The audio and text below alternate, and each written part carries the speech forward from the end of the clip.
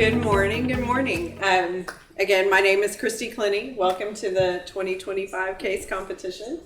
This is Mary Coyle. She is now with Remedy Medical Properties, but she is our current president of the IREM chapter of Dallas. We are super excited to get started. Do you have any questions before we begin?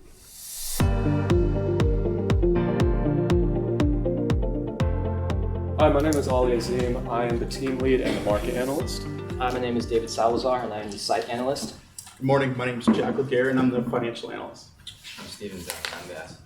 Hi, my name is Abdul. I'm the marketing strategist.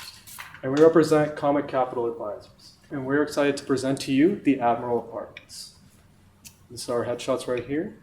So what we have for you today is a Class B property that's located in Euless, Texas. And it's currently suffering from deferred maintenance and interior/exterior issues. So therefore, what we want to express throughout this presentation is to increase the occupancy, stabilize the asset, and prepare it for a possible disposition.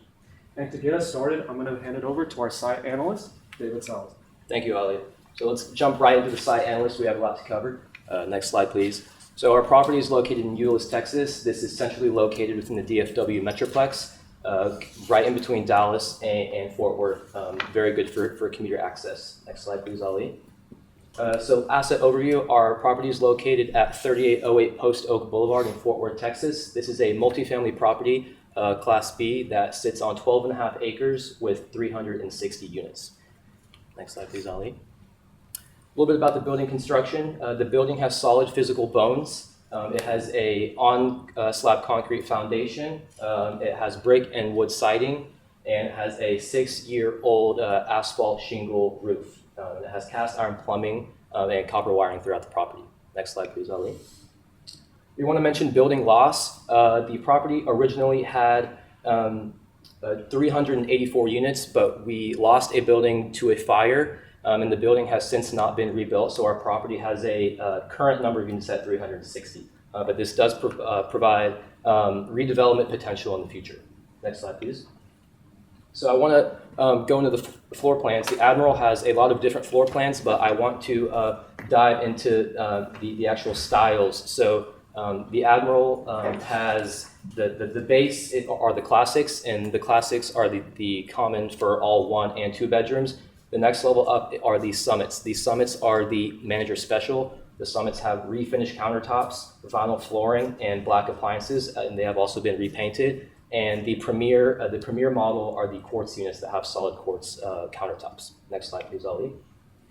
Some of the property characteristics. So this is a garden-style property with 2- and 3-story buildings. The property has 500 parking spaces, two security gates for tenants, semi-private security. It is important to note that the A1 units do not have washer and dryer hookups, so a very common layout for a mid-1980s build.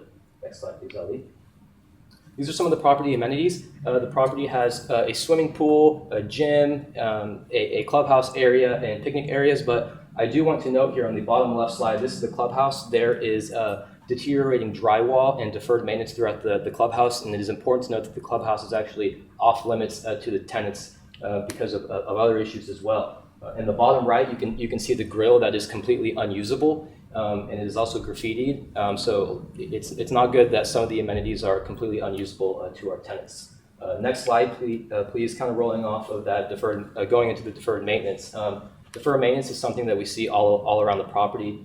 We can see there's loose wiring, and we can see the property is not being properly taken care of as it should. And fixing and making a remedy for this deferred maintenance is critical to our plan of stabilization to come. Next slide, please, Ali. So looking at the building exterior, we can see some of the siding that is starting to deteriorate. We can see bent screens, potholes in the parking lot, and open AC units. If we go to the next slide, we can just see the overall outside of the buildings. Overall, okay physical condition. Next slide, please, Ollie. We're going to look at the interior units. So this is our A1 quartz unit. We can see the black appliances and quartz countertops. Here, this is the showroom that we were showed by the property manager. If you go to the next slide, Ali, we can see some of the bathroom. And in the middle slide, you can see the ceiling is actually starting to deteriorate a little bit. So that's kind of showing the old age of the property, even deteriorating in the show unit. Next slide, please, Ali. We're going to move into the surrounding area. The property, like I mentioned, is centrally located in the DFW area with great access to highways. We have Highway 360 just half a mile away and Highway 183 a mile and a half away as well. Next slide, please, Ali.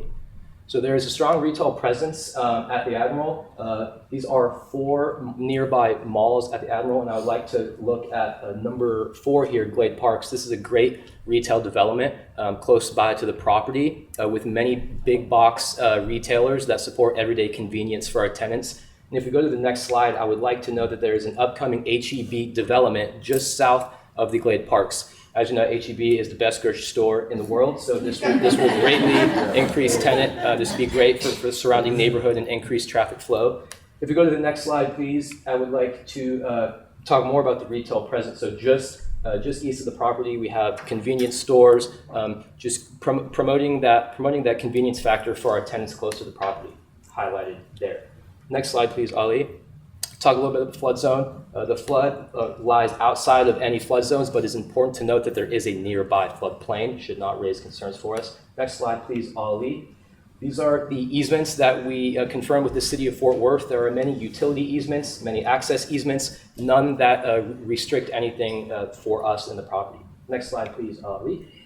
Lastly, I want to touch the zoning. Our property is zoned for multifamily, confirmed by the city of Fort Worth zoning maps, and it is zoned for the Hearst-Euless-Bedford ISD school district. And with that, I'm going to pass it on to Jack to go through the rent rolls and the financial performance. Awesome. Thank you very much, Sal. Ali, you can go ahead and head to the next slide here. So I'm firstly going to kind of run y'all through a quick table here that's going to be comparing the Admiral's average net effective rents to the market rents. You will notice that in our Summit and Courts units, we are about 8 cents below the market, 8 cents per square foot below the market. This is due to some near-term exposure that the Admiral has had, lowering the occupancy of the property. And in that case, concessions were applied to these units in order to hopefully increase occupancy. And we'll get a little bit more into those concessions on the next slide. So you'll see here, these are effective premiums. They're net effective rent spreads. So it's comparing the conversion of a classic unit to a summit unit and a summit unit to a Courts unit. You will notice a glaring issue there with that big negative 30.76 number. That is going to be on those 1-bedroom classic to summit turns.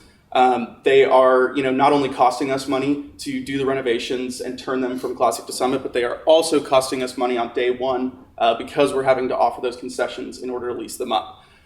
So a possible plan to kind of combat this would be to go ahead and pause those 1-bedroom turns from classic to summit, as they are, the least ROI compared to those 2-bedroom turns on both classic to summit and summit to Courts.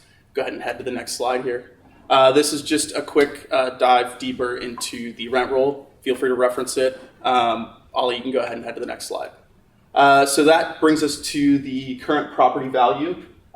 We are using the trailing 12 NOI. And I'd really just like to briefly touch on some of the adjustments we made in our valuation.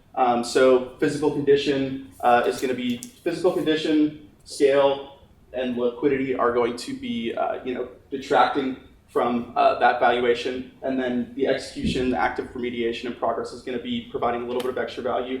And we came to roughly a $27 million valuation currently in place. Go ahead and head to the next slide. So that leads us to an analysis of the trailing 12 financials here. You will notice that there is about a $300,000 increase in implied value between the in-place T12 and our pro forma year one. This is based on a management plan that targets stabilizing the property, increasing both physical and economic occupancy, and that allows for the expansion of the NOI to about a $300,000 increase and about $5 million in increased value at a slightly higher cap rate. Feel free to go to the next slide. This is just going to be another reference slide for you guys. If you have any questions, go back to that. Thank you. And with that, I will go ahead and pass it off to Ali to give you guys the market analysis. Hello again. I'm going to be your market analyst for this session today. So if you could go to the next slide, David. So the most important thing about market analysis is to establish the broader market dynamics that are in the DFW market. So what we can see currently is that the rental growth is experiencing a downward trend, which is establishing a cooling economy, which will influence our investment thesis. Next slide, please. So I wanted to make a note of the Hearst, Euless, and Bedford construction activity because I feel that it's extremely important to note that there have been deliveries of about 371 units. We're sitting at a strong occupancy at about 91.5%, and we are experiencing a negative 1.6% year over year, which is suggesting that the economy is cooling, which is supporting what I had said in the previous graph. And I also wanted to note that if we can see from 2020 to 2022, it starts in comparison to the 2025 net deliveries, which there is a spike. The reason for that is because during that period, COVID had caused significant construction slowdowns, which created a backlog of delayed construction projects, which thus explains those net deliveries. But it also indicates that there is multifamily demand in the market. Next slide, please. I also wanted to make a note of the absorption and the vacancy in the market currently. So we can see that there was a downward trend in 2020 to 2022 for the vacancy. However, as the interest rates increased by the Fed, we can see that the vacancy has been experiencing an upward trend currently. Therefore, we cannot adopt an aggressive repositioning approach to the property, because if we were to do that, we would have to increase the rents at such a rate that would cause higher turnover in an already elevated vacancy environment. Next slide, please.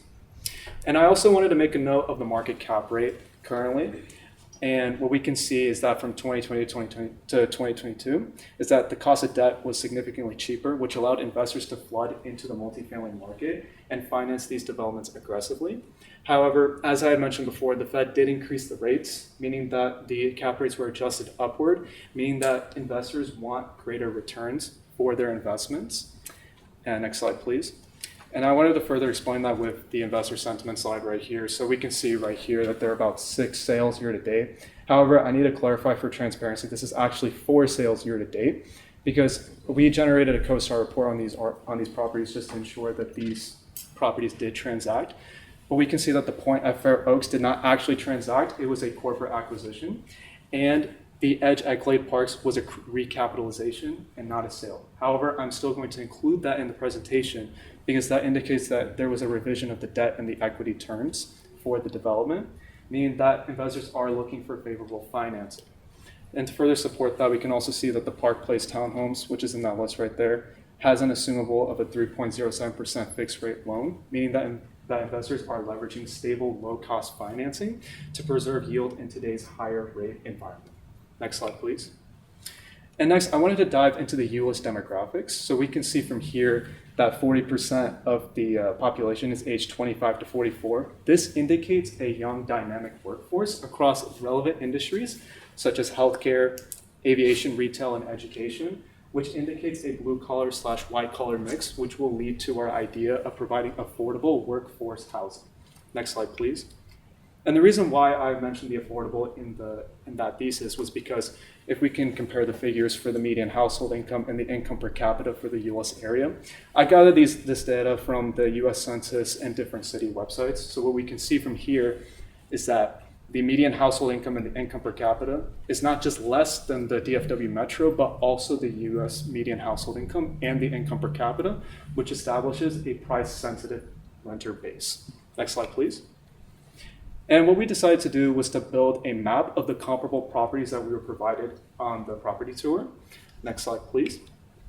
And what I wanted to do with those properties was that from the Center Port Landing apartments to the Wood Hollow apartments, if we were to take the average of the average price per square foot, it comes out to $1.53. The Admiral Apartments is sitting at $1.29. So therefore, it is below the comp averages. And because of that, there is upside potential for this property. However, it will have to be through selective and targeted upgrades rather than an aggressive luxury repositioning approach. Next slide, please. And this is just the overall market summary of everything that I had discussed and everything that was also discussed earlier. And with that, I'm going to pass it off to Jack for the analysis of alternatives. Thanks, Ali. I'll go ahead and get us kicked off here with the analysis of alternatives. Go ahead and head to the next slide. This was just a quick in-place lender budget that serves as a baseline for our plans going forward in terms of the amount of capital allocated. Next slide, please. This is also just the full scope of work. Don't need to touch on a line item by line item, but feel free to reference this throughout the rest of this portion of the presentation. So to give you a little bit of background on the the plan that we've come up with, we also need to look at some of the alternative measures that we've taken into account. So there's 3 total strategies, and they all stack on top of each other. So everything in strategy 1 is included in strategy 2, and everything in strategy 3, everything in strategies 1 and 2 is included in strategy 3 as well.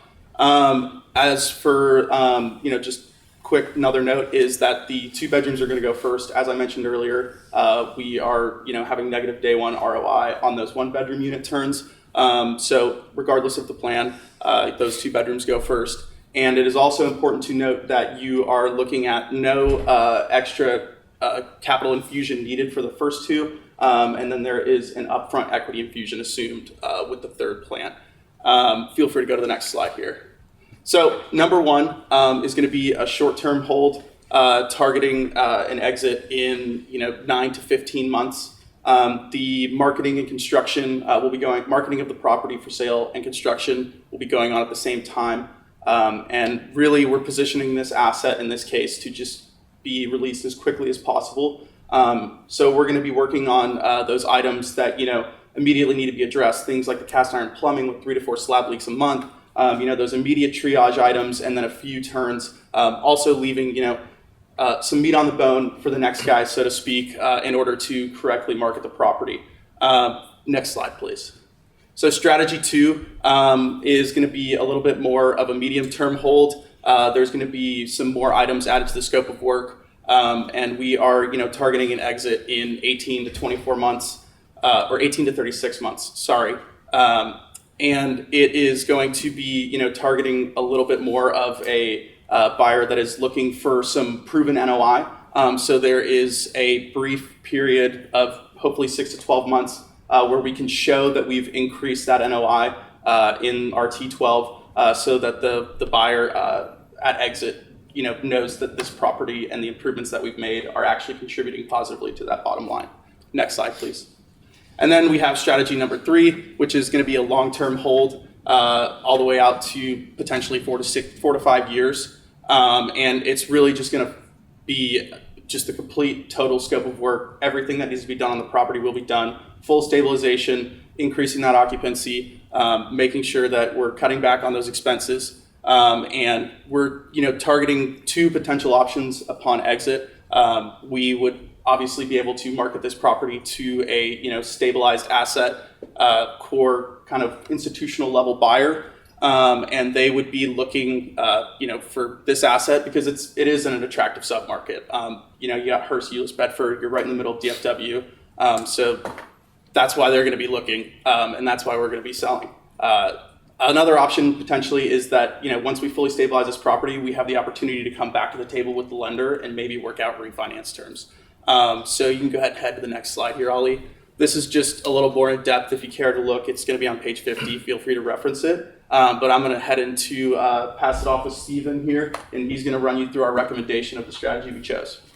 Thanks for that, Jack. And we're going to dive right in. So we chose strategy 2 because the market right now values visible and in-place cash flows, right? Buy-side capital is tight. Rent growths are flat. All these dollars are flowing into deals with a distressed or a must-sell kind of story.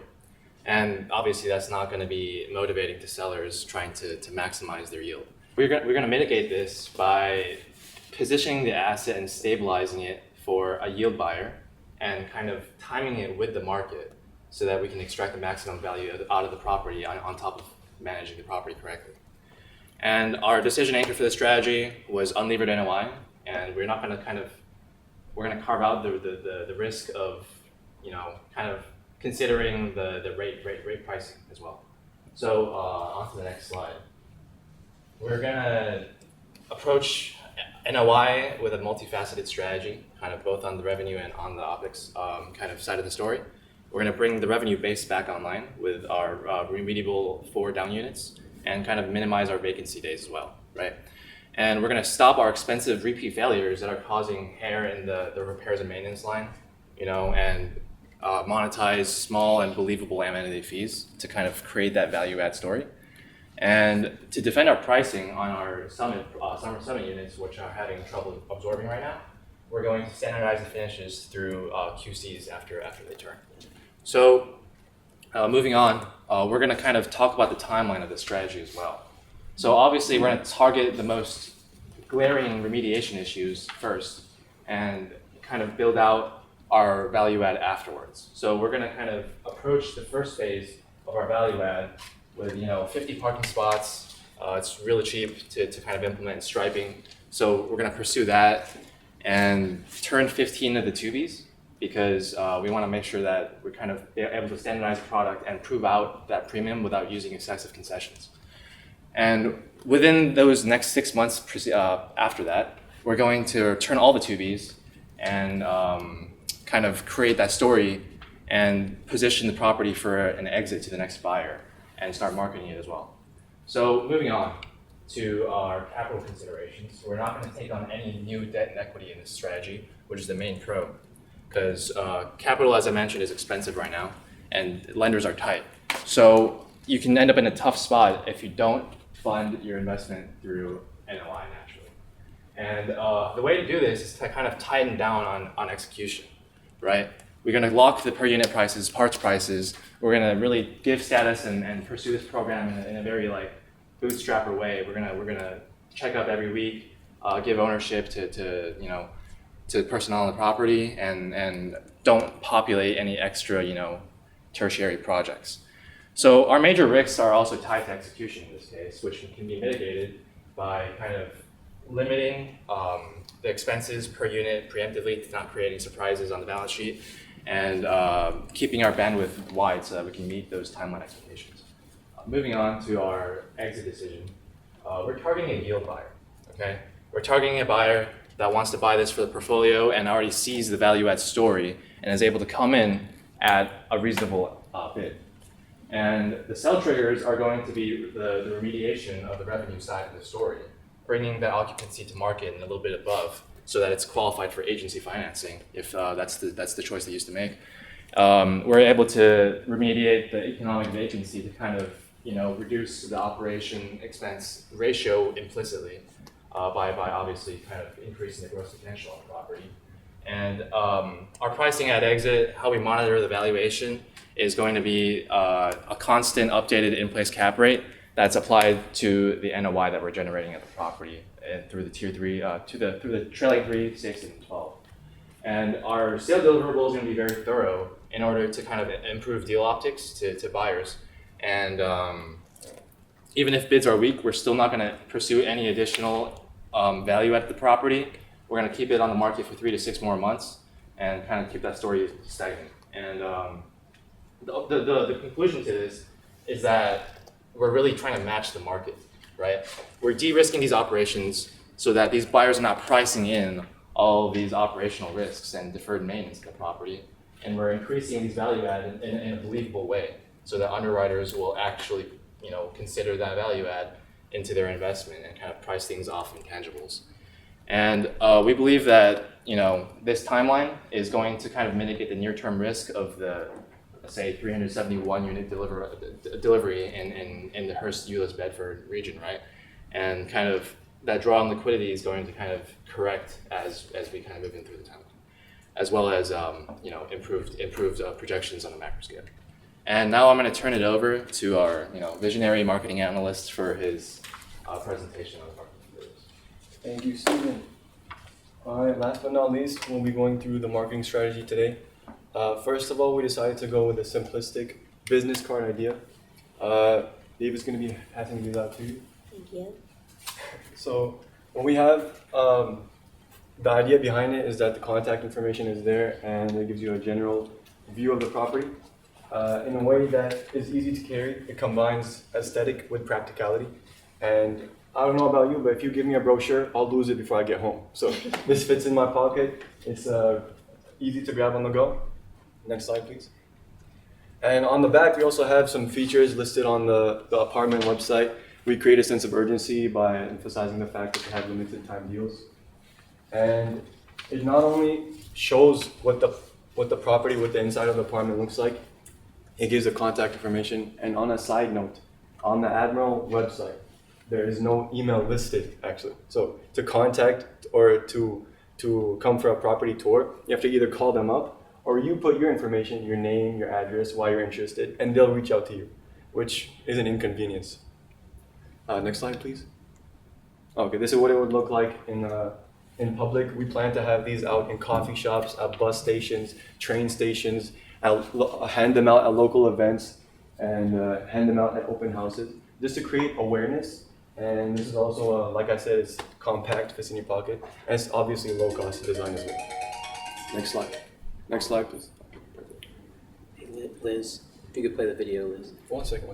Before we play the video, I'd like to introduce by saying that this is a virtual tour we created, and same situation as the email. There is no virtual tour on the website either. So if you want to see the property, you have to either call them up, be like, hey, I want to see the property, and they'll book you in for a slot at their convenience. Or you can look through their limited gallery, whatever pictures that they have, and they don't showcase all the floor plans either. So what we've done is combine some of what they have in the gallery, some of what we've kind of taken when we toured the property. And if you can play the video, please. Okay, while the virtual tour plays, I'd like to kind of elaborate why it's such a good strategy for our management overall strategy, because this not only showcases the property in a visually pleasing way. You can see it anywhere you are. And we would have different virtual tours for each floor plan. So what we've done here is gotten one of the floor plans you'll see in a bit. And it not only shows you the community, you get to see the pool, the buildings, the apartments. It shows you not only where you'll be living in the apartment, but kind of the atmosphere, the vibe, if you will, of the property. We saw the barbecue spot right here. And this is just how it's also depicted on the website. Over here, you'll see the inside of the actual property. And the good thing about having a virtual tour like this is that it's not just a property that you look online or you go through or just see the numbers for. You can visualize yourself living in here. If you get to see each floor plan, oh, I can put this here, I can put that there. This painting goes perfectly on that wall. That couch would look so good over here. And like I said, there's different floor plans. This is what we created for one of them, but essentially we would have one for each floor plan. And anywhere you are, wherever you are, whenever you want, from the comfort of your home, you can take a look at each of these floor plans. Another convenient factor is that, a big factor actually, is that you can watch these wherever you are. I had to drive an hour to Euless for the tour, for the property tour. That was an hour there and an hour back. So it'd be nice if there's a tenant who's far away, they want to move into the area, maybe for work or something else, and they can just see it at their own convenience at home, and then they can call. And from what we were told on the tour itself, if there are about 100 people who visit their website in a month, maybe 30% of them would schedule a tour, and a fraction of that would actually sign or become tenants. So if we had that same figure, 100 people visiting the website, and all of them could see the property, instead of just a bunch of pictures, whatever it is, if all of them could tour the property virtually, then we could not just double, but maybe even triple the amount of tenants that we're signing monthly. So this is why it's such a good strategy, combined with the business cards, to create awareness and increase not only conversion rates, but also tenancy growth. Next slide, please. With that being said, that concludes our presentation. Thank you for joining us today. That's a wrap. Thank you, guys.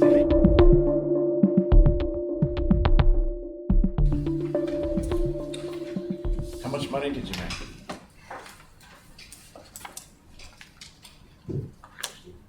Sorry? How much money did you make with your plan? returns? Yeah. From the strategy too? Okay, so we showed the T12 Performa and kind of built it out a couple of years, reflecting the exit optionality. And we tie it to exit NOI, or we tie it to unlevered NOI because, depending on the capital market situation when you exit, it could be a variety of, different valuations. I think what's important is not the actual number that we're giving you. I think the fact is that we're optimizing the timeline for exit and kind of pulling the levers that matter in terms of creating value. How are you going to compress the make readies to under 7 days without significantly increasing the price? Well, we're going to kind of fix the major deferred issues that are causing the main bottlenecks in work orders and make ready. Standardize the units so that the process looks a lot cleaner and it's a lot cheaper to do. And obviously, kind of minimizing those vacancy days is easy to say and hard to implement. But I believe that, with the standardized product, it's going to be a whole lot easier to get in and out and within 7 days. It's a lot faster. And also improving the tenant quality and kind of building off of that as well. I have a question. On your capital plan, I missed it. How exactly did you include a capital budget?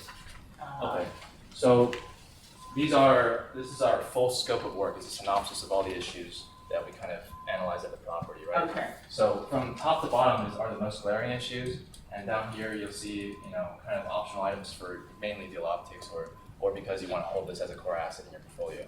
And you can kind of look at, the ROI of these items, and for the most part, the ones up here are going to be a lot higher and more provable, and the ones down here are going to be a lot riskier, including, a full vertical rebuild of the first stock, right?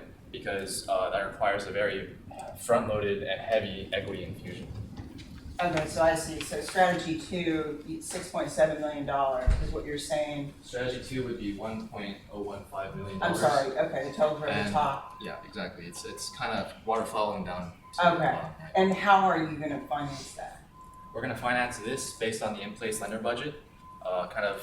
We have to reallocate some of the interior dollars to exteriors, and in terms of the second plan, that minimization of economic NOI is actually creating a big enough gap to kind of get cash flows to the property in the first, say within month 6 to month 18, we're going to see a noticeable gap, and we're going to fund our remediation and value add efforts kind of incrementally through that. Good job. I don't have any other questions. Awesome. Thank you very much. But if y'all could just stand there and feel awkward for a little bit. Get some poses.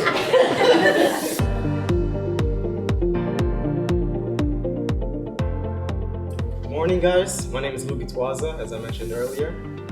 My name is Sapan Kaka and I'm going to be the marketing director of this project. I'm MG. I'll be the financial analyst for this project. Yeah, and I'm the strategy analyst. Alright, without further ado, let's get right into it. Yeah, so to begin with, I'll be going over the property overview. Sapan will be going over the market overview, and MD will go over the financials. And just a quick disclaimer, so our presentation is kind of our updated one, and I believe you guys have one that don't have some of our slides, so I'll mention those that don't have some of our slides. And kind of start us off, this one is not on you guys' paper, but I wanted to kind of go off with a review that we found. It's from apartments.com, and the date is January 16 on 2025 from a current resident. And it goes as follows. Please read, current resident. Completed and returned my lease renewal application on December 12, 2024. Took the office until January 6, 2025 to send me my new leases on. In that time, they had to put me month-to-month payments, even though I specifically told the office agent, Kentrell, that I was about to start working 12-hour shifts and wouldn't be able to make it back up to the office. Now the lease is signed and my base rent is higher than the contract, and they added a late payment fee, even though I called trying to get everything completed before my lease ended. These apartments used to be called Tides on Poso, so check those reviews as well. The new manager, Diane, started this last month and failed to call me back or give me an update if corporate needed to get involved. Speaking of that, there was no contact information for Summit Property Management, which is pretty shady. We're posting these reviews on every review site possible, both themselves. Now, this review kind of shows a little bit of miscommunication. I don't want to get in the weeds of the review, but I want to talk about the highlighted part where it says these apartments used to be called Tides on Poso, so check those reviews as well. And as you can see, it's the same address, so they kind of went through a rebrand, a name change, and quick disclaimer, Summit Property Management, which is the current property management, they took over the property in January 2025. And before that, prior to that, Tides on Post Oak, which is the apartment complex that we're speaking of today, had a 1.8 review out of 5, and currently the Admiral Apartments have a 2.4 review. And part of our goal is to see how we can get Admiral Apartments as close to 5 stars as possible. And a property overview, built in 1983, mix of 1 to 2 bedrooms, and amenities include pools, laundry facility, and gym and business center. And the site analysis sits on about 12.5 acres. Owner is Sentinel Peak Capital Partners. Management, as I mentioned, is Summit Property Management. It's in Euless, Texas. And one thing I wanted to point out is right over here on this vacant piece of land, there used to be a building there, but this building burnt down in December 2021. A few days before Christmas, put about 8 families out, displaced 8 families due to the fire. And this fire was caused because of a maintenance issue, actually. One of the residents wanted to heat up their house or their apartment because it's December, it gets pretty cold. And the chimney had built up residue, I believe it's called flue, or char-like buildup that gets built up in the chimney. And once you start turning on the chimney, go south from there. So land is still vacant. There hasn't been anything built, and we'll touch more on that as we continue. Now I'm gonna pass it over to Sapan for market analysis. Yes, thank you. Luke got some great things covered about the site. I'm just going to go over what some of it, and then look at the whole market as a perspective of our project. So for this property, we know that there are 384 units, like Luke mentioned, and then it was built in 1983, and we have average square feet of 683 on our apartment complexes. And then we have 1 bedroom heavy units, so we are 69% 1 bedroom, and the current current asking price for our apartment is 1,030, which converts to 1.51 per square feet, per square feet. And as you can see, vacancy rate is 9.6%. If we go over here and look at it, we can see all the details of the comps and of the market, our current asking. And the best thing about our apartment complex is the price to value ratio. So we are providing a lot of value, like core amenities like pool, fitness center, which you can expect from a high-end luxury apartments, and for the price of 1.51 per square feet. Looking at this image here, we can see we have comps nearby, which is Paradise's apartment and Wood Hollow, which we have used in the coming slides to compare our rent and amenities and all those other stuff.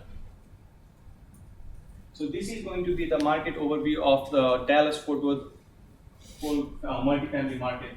So we know that in last 12 months we have 35,576 deliveries. That means that 35,576 apartments were built, and among those only 27,002 apartments were rented. So that creates a vacancy rate of 11.57%, which is a huge deal, and we are better than the market for our complex, as we are at 9.6%.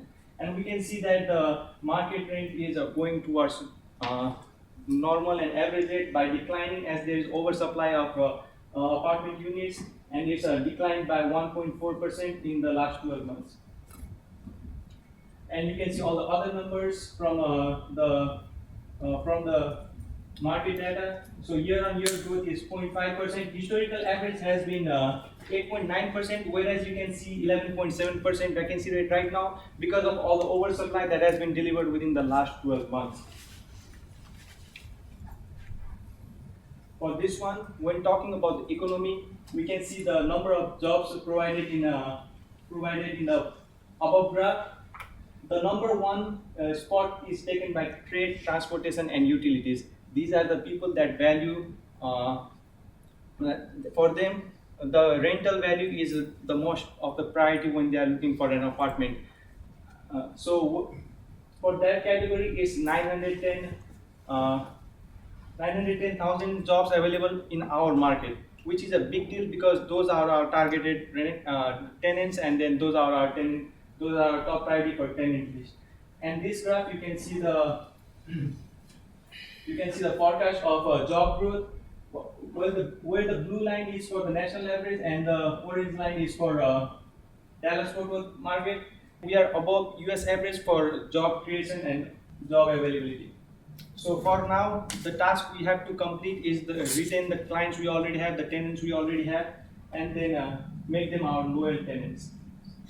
Okay, so I'd also like to add something here. Our apartment complex is near to like DFW airport, and there's also water storage industry, warehouse industries nearby, and our target tenants are the blue collar workers there working there.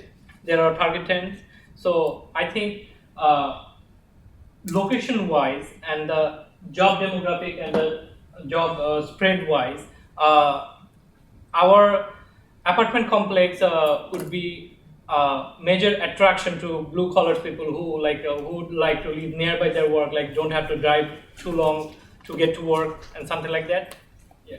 Yes, thank you for a great point. And also to mention, our apartment is situated in such a nice place that it is easily connectable to highways where people can transport easily, and whether they are working in transport, they can travel to work, they can bring in their big trucks and stuff. So it's very nicely situated in the DFW market, which is centrally located. And while looking at the rent comparables, like I told earlier, the average rent for our comps are 1223, which converts to 159 per square feet, $159 per square feet, whereas our average rent is 1030, which converts to $151 per square feet. So by saving that 8 cents on the average, our tenants are saving almost $200 while comparing it to the DFW market. So as you can see here, our vacancy rate is almost similar to the market, whereas this is seen as decline increasing because last year was 8.1%. So we have figured out some of the problems, and we have found solutions for those problems, to fix those problems, to reduce our vacancy rate. Our mix is heavy on one bedrooms, which feels faster, obviously, as a lot of single people are looking for smaller spaces in DFW market. And also vacancy has likely peaked because you saw on the previous slide that we delivered 35,000 units, but only 27,000 of them were occupied. So that created 11% of vacancy rate, and the price is going towards being normal, which is good for us, as we are already in that price range for where people can come and afford our apartments. So these were the big challenges we found out during this project. So one of them is supply hangover, which I have mentioned earlier as well. Big number of apartments were delivered, but only some of them were occupied. So we had to create a lot of concessions. We are right now thinking about also reducing the concessions to increase the NOI, and we have, as you can see, as we also saw, the vacancy rate were increasing, and we have discussed things in the coming slides to reduce them. So service friction, as our partner Luke said, one of our complex got burned down because of negligence of the maintenance, which we also need to focus. And the service friction is creates delays in maintenance work, making people leave and creating vacancy, and cost pressure on P&L profit. So utilities, which we'll be discussing in the coming slides, like drainage and stuff. HVAC has created a lot of expense for our property. So after looking at all those problems, we figured out if we do these kind of things, if we market ourselves as these big deals, we are for sure to unlock the door of opportunity here. So economy fits our renter. Right now the rents are high in all the places while also being oversupplied in the units. So our rent is targeted for those people who are looking for jobs in our DFW market. We are value leader by design. The amount of amenities, the amount of value we are providing for average asking rent of 1,030 is great deal. and we have a lot of we are heavily focused on one bedrooms because they feel faster in our market, and net and close the NER gap, so reducing the concessions and reducing the maintenance cost, we can close the NER gap. So, All right, thank you, Stefan. Very valuable and a lot of information. And now, for me, I'll go over. This is also one of the slides that's not in the PDF. I'll go over some of the things we thought of doing, how to add value, some of our alternative options we had. And first one we thought of was to leave it as it is, defer maintenance, jack up NOI so we can sell it. So it looks good on paper so we can sell it to an investor. However, we didn't go that route because an investor who does a little bit of due diligence will see that this property is not well maintained, and also it's kind of a reputation and brand risk. Another option we tried considering is developing that vacant piece of lot, adding back the unit that was burnt down, bringing the total apartment complex's total unit capacity. However, we didn't decide to go with that route as well because of high construction costs, and also the tariffs, with tariffs being so uncertain in this current day and age. That's why we decided to not go forward with this.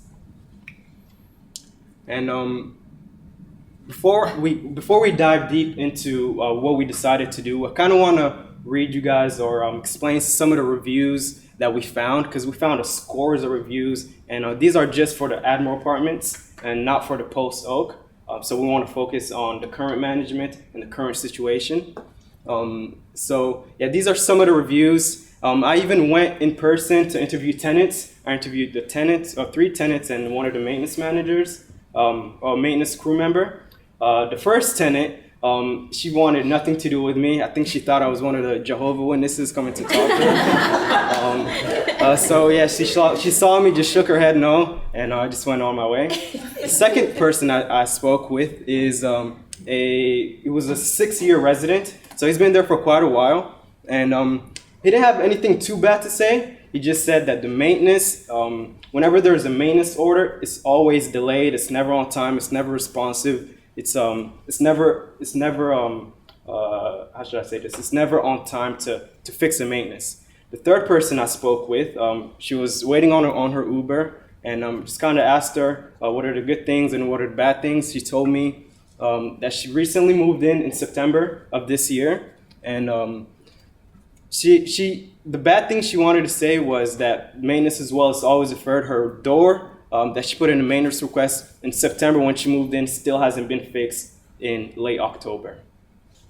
Another review I wanted to read off for you guys is specifically this one from Kayla Vienna, and it's 1 star, was posted 2 months ago. It's off of Google, and it says, "This message is for the owner of Admiral Apartments, and as part of our case, we're supposed to think as owners, supposed to think as property managers, to know what to do with this apartment to help it create value." And she says, "The AC unit stopped working 4 days ago. It's been hot, and so far no one's coming to fix anything. We pay rent on time, and I want the AC fixed immediately.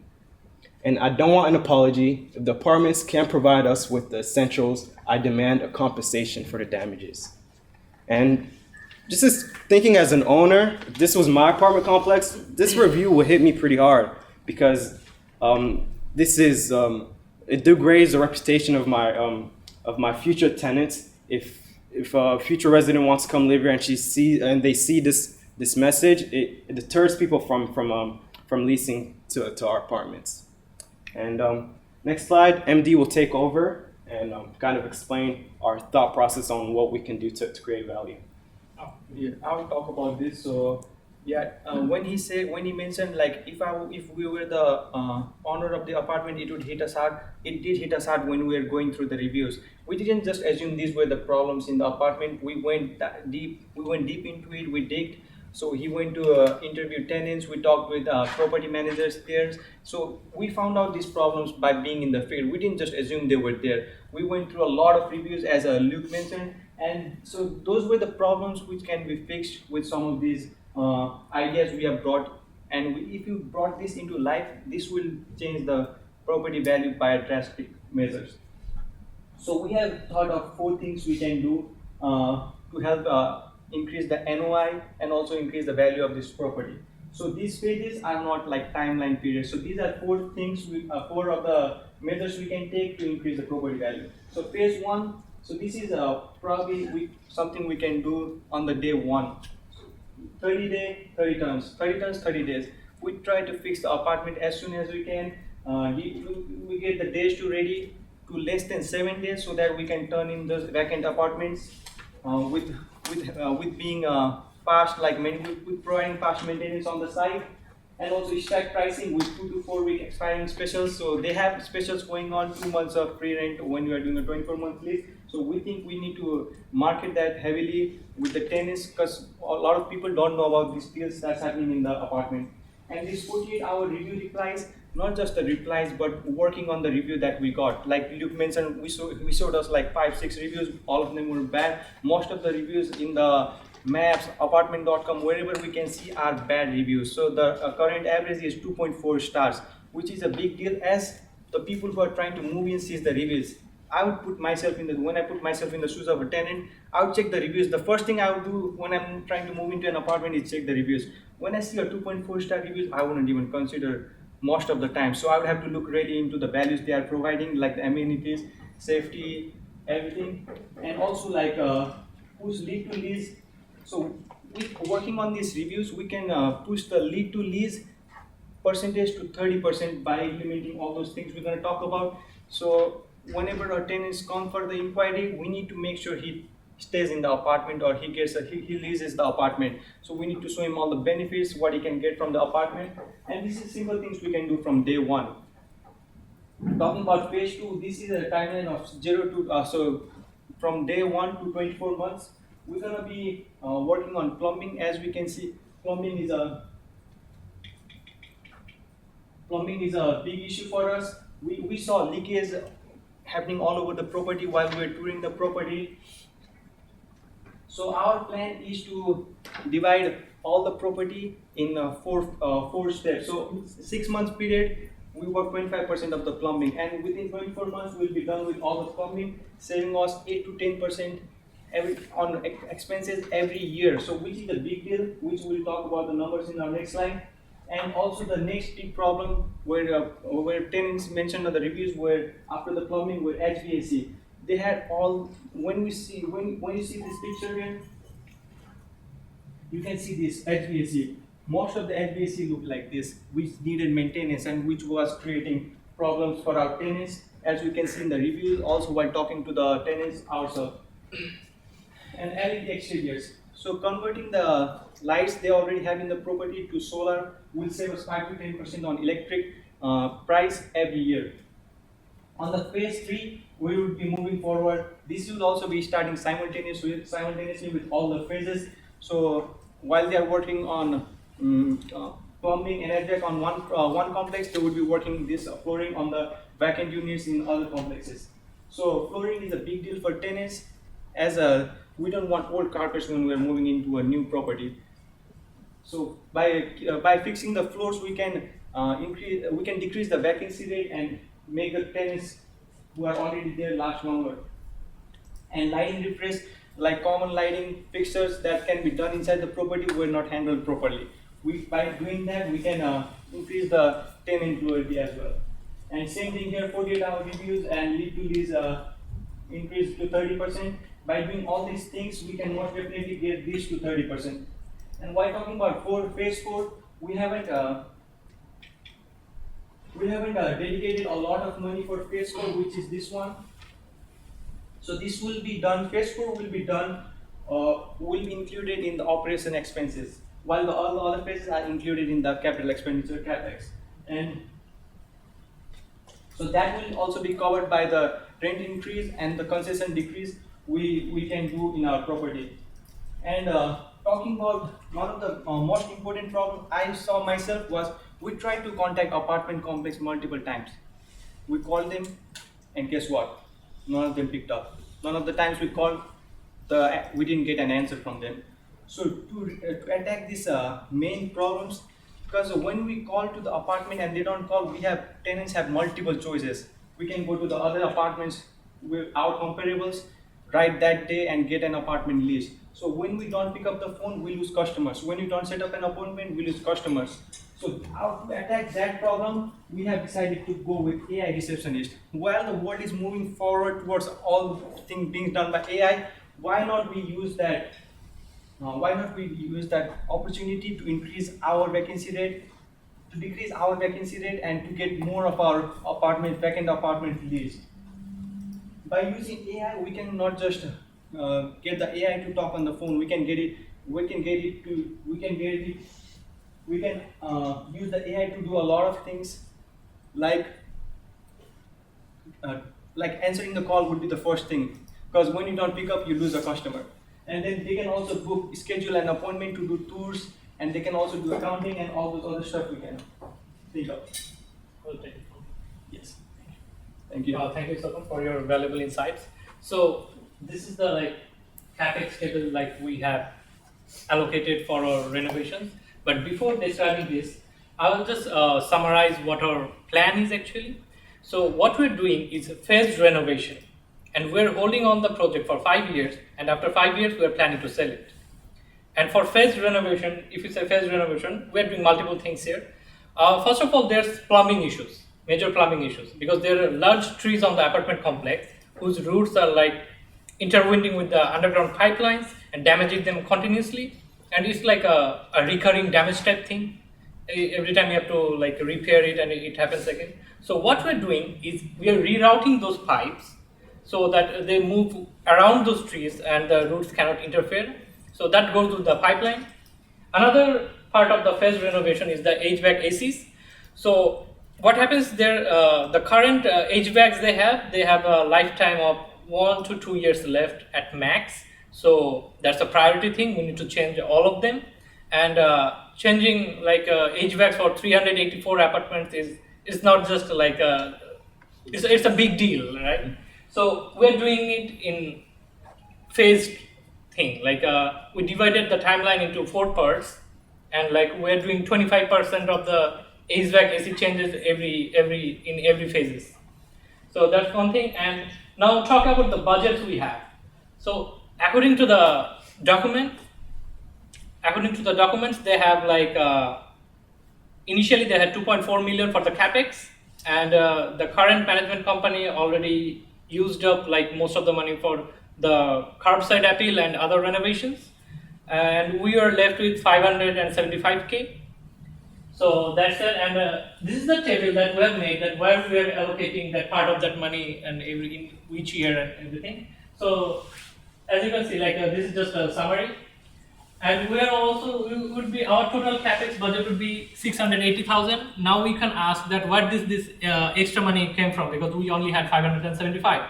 We're taking it from the internal cash flow.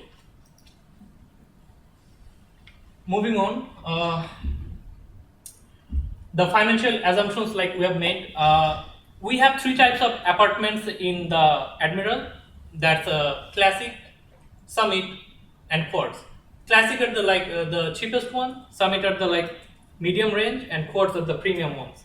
So the Classic are going out of market right now because it's too old and people don't want to live there. So what the current management company was doing, that they converted part of the Classic into Summit, because Summit gets the more rent value. What we're doing in our plan is that in 2 years we are changing all the remaining Classic into Summit. Then we have only 2 type of apartments after year 2. That's Summit and Quartz. And here's some assumptions the growth rate assumptions. For the Classic it's 2%, for Summit 2.5%, and for Quartz it's 3%. And our vacancy, current vacancy is 9.6%.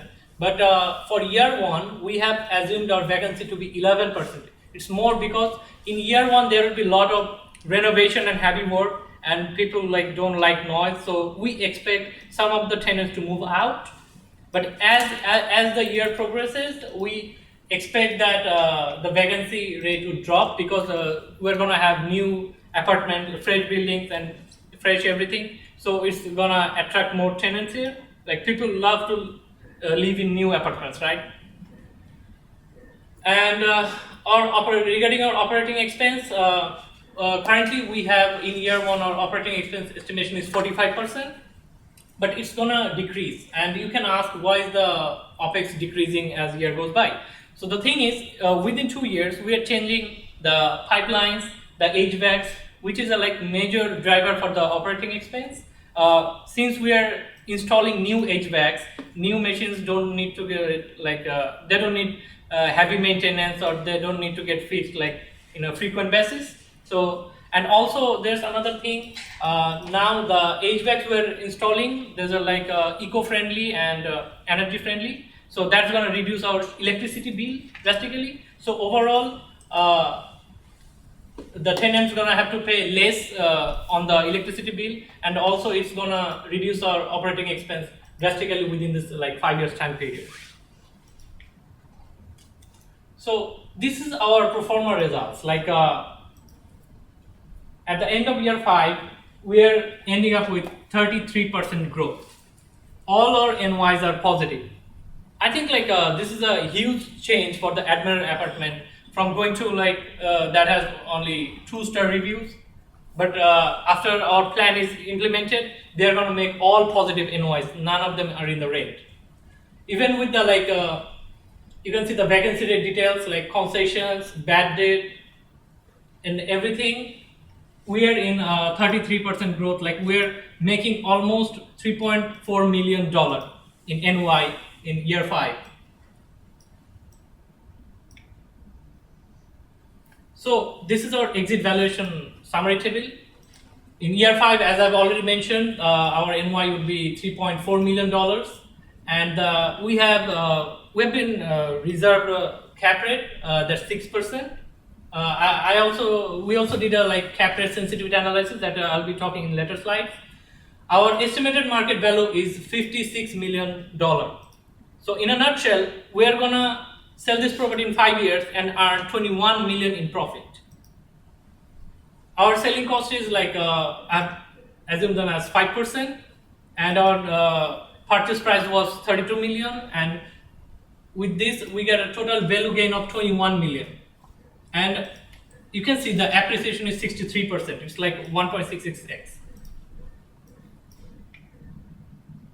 So this is our cap rate sensitivity analysis. So we are using 6% cap rate, which gives us the sale value of $56 million. So this is the expected market scenario. But we all who are in the real estate business, we know that the most unpredictable thing about the real estate is the cap rate. So we did some sensitivity analysis. So what if the cap rate was 5.75%? We get more money. We get 58 million.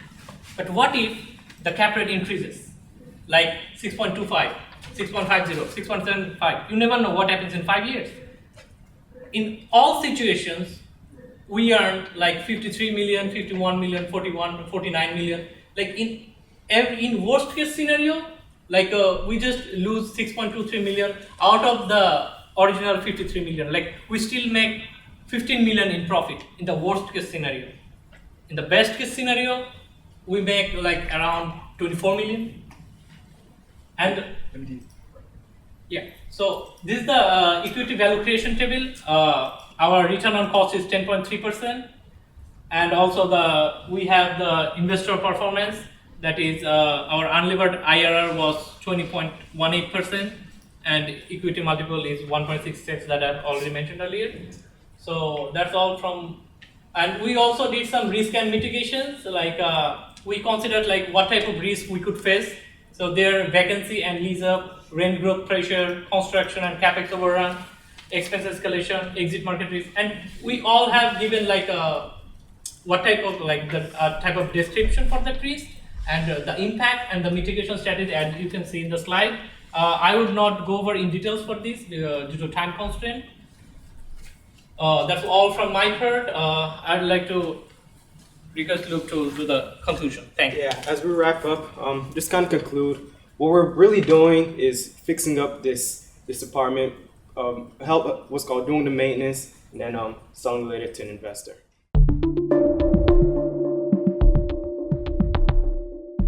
Nice job. I'll hit you with a softball question. What school are you? So we can put the team. UTA. Thank UTA you. Arlington, yeah. Did you take into account, because it was such aggressive occupancy assumptions from year 1 to year 5, did you take into account the pipeline of new product coming in, or did you just assume that what's on the market now is relatively static for the next 5 years? No, we took into account regarding this, but our point was that within 2 years we're changing the Admiral into a whole new scenario.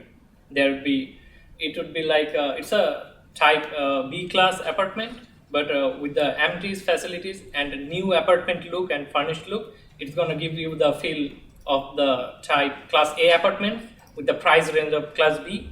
So like I think within the budget range, people would love to live in a new apartment, and it would be attractive to tenants, new tenants.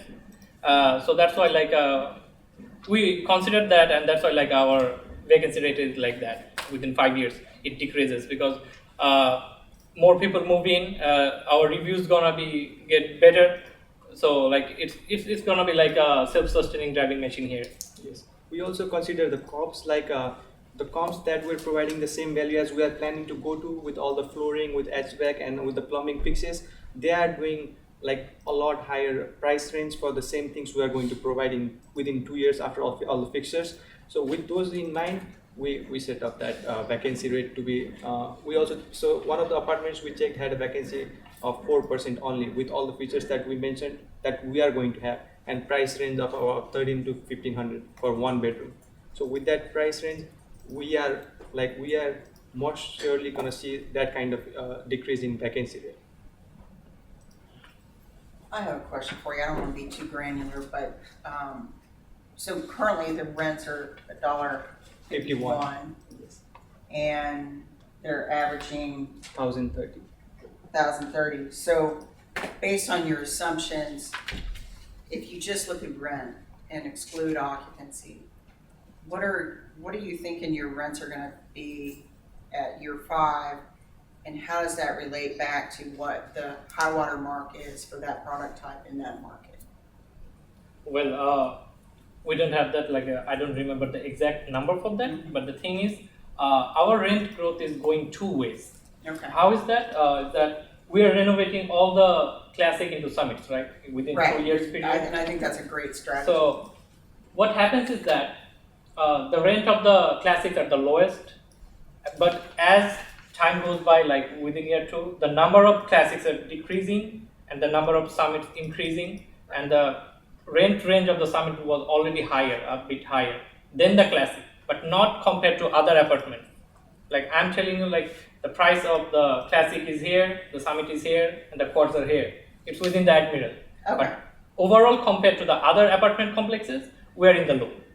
Right. So even after 5 years, after all the renovation and all this 2.5% growth, like everything, it's gonna be $30 to $40 less than comparable store. Like Okay. I hope this was your question, right? Yeah, that's what I was trying to figure out, is where you think you're gonna land in terms of that product class. Are you gonna be at the high, or Our are you gonna be price in the middle, or are you is gonna be, a bit tricky, but when you understand it, it's like it all makes sense. yeah, okay. How did you determine 6% cap? Well, the 6% cap, it was from the GFW market. We got it from the market, and it was higher. For now, we are on the kind of reserved side, so that's why we did 6%, but it was higher in the GFW market list and everything, and we expect that that's why we made the cap rate sensitivity table. You never know what happens, what changes. It might decrease, it might increase. So we took into consideration all the not all, but some of the possible numbers that could affect our overall valuation.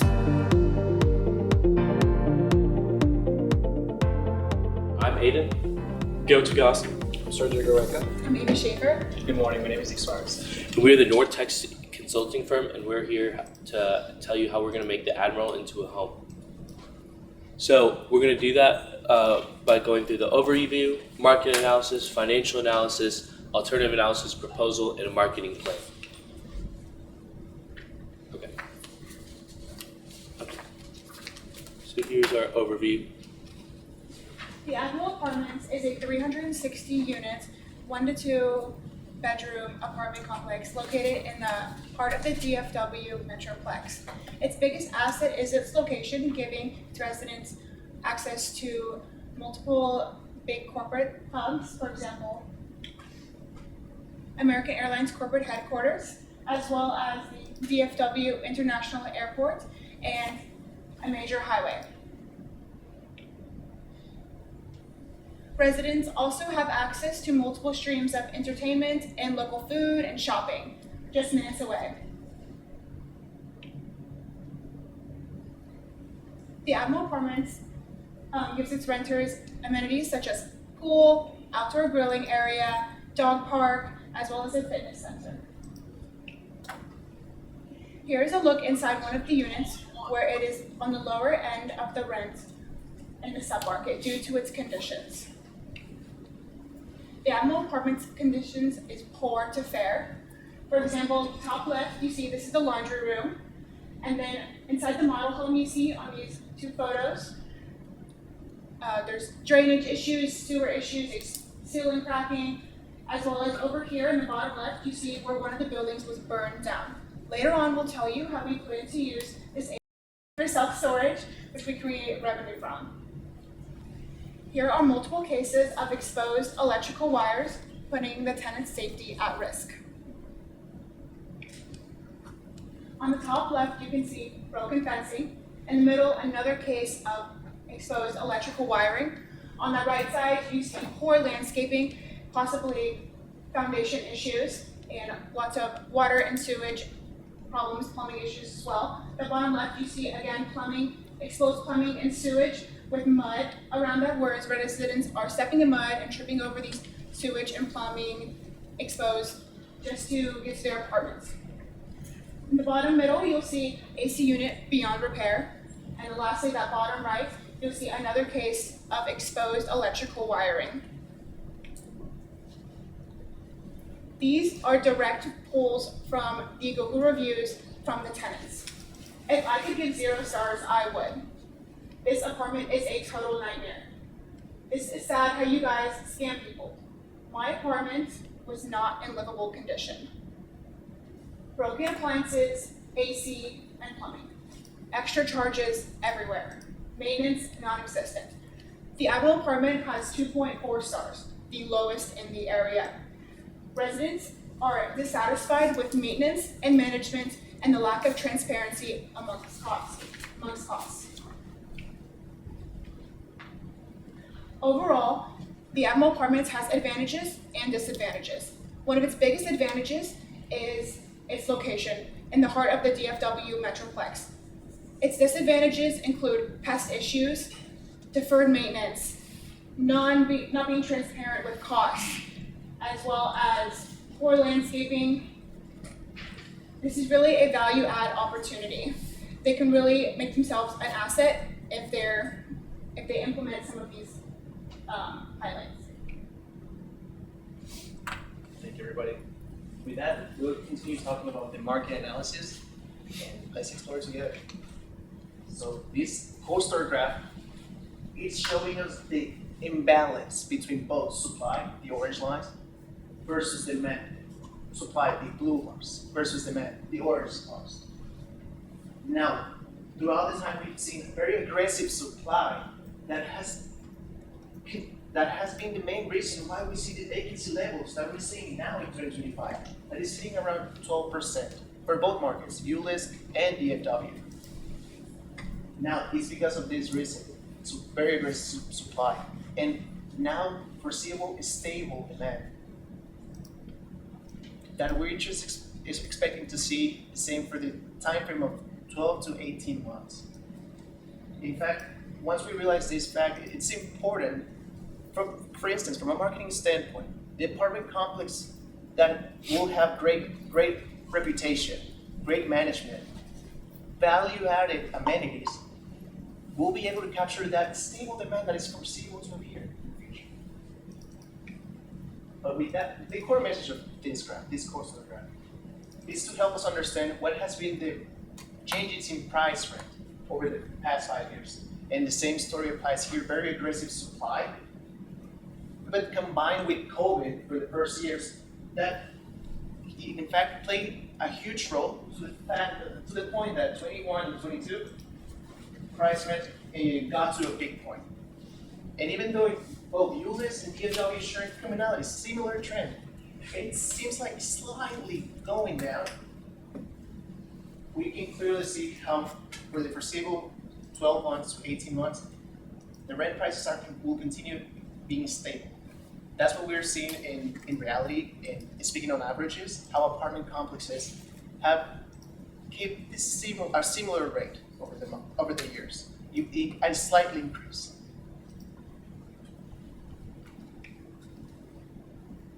And now that we have more perspective on both local market and the overall market in DFW, how it's gonna behave, we can take a look to who's actually living around the property. Because from the actual address of the complex, we gathered this information. Sure, 13,700 is the overall population, 2.2 is the average household. They are 34 years old in average, and they are earning over 58,000 per year. But all this to say, this is the profile that we can expect to see from this part of the list. A working class, low middle income renter. When it comes to education, just to gloss over it, we can see how, well, overall, 73% of the population at least have a high school diploma. Because the interesting part comes with the age distribution. The three main group demographics. It starts with the 27%. That is people under 20 years old. Those are families with children. But now this gets interesting with the second biggest with 26%. This is people from 20 years old to 34 years old. These are early renters and young professionals. Just like the third biggest with 24%, these are people from 35 to 49 years old. These are established workers and also parents. But this was an aha moment for us to understand that this community is a working community, a professional environment, if you will. And that's why both our outreach and our amenities have to be driven to attract this group. Sorry, someone's getting nervous here. So with that being said, the most important takeaway now is compared with the nearby property, apartment complexes. Some of them are right next to the subject property. The IREM is currently, as of right now, placing itself as the second lowest rent in rents. And despite this fact, the IREM has the lowest rating, the customer reviews compared to nearby properties. We already emphasized this point, but once we dig on that, we realize how it's mainly because of deferred maintenance and work that has to be done in management. And lastly, as a summary of the market analysis, we have learned how, first, yes, this market, it is oversaturated with supply, and it's not foreseeable to change in the near future. For the second point, the IREM is right now at a critical point, being the second lowest in rent, and that creates an opportunity to increase rates only with the condition of the rating, just in the rating, the customer reviews increasing, improving. And that comes with work, both management, working management.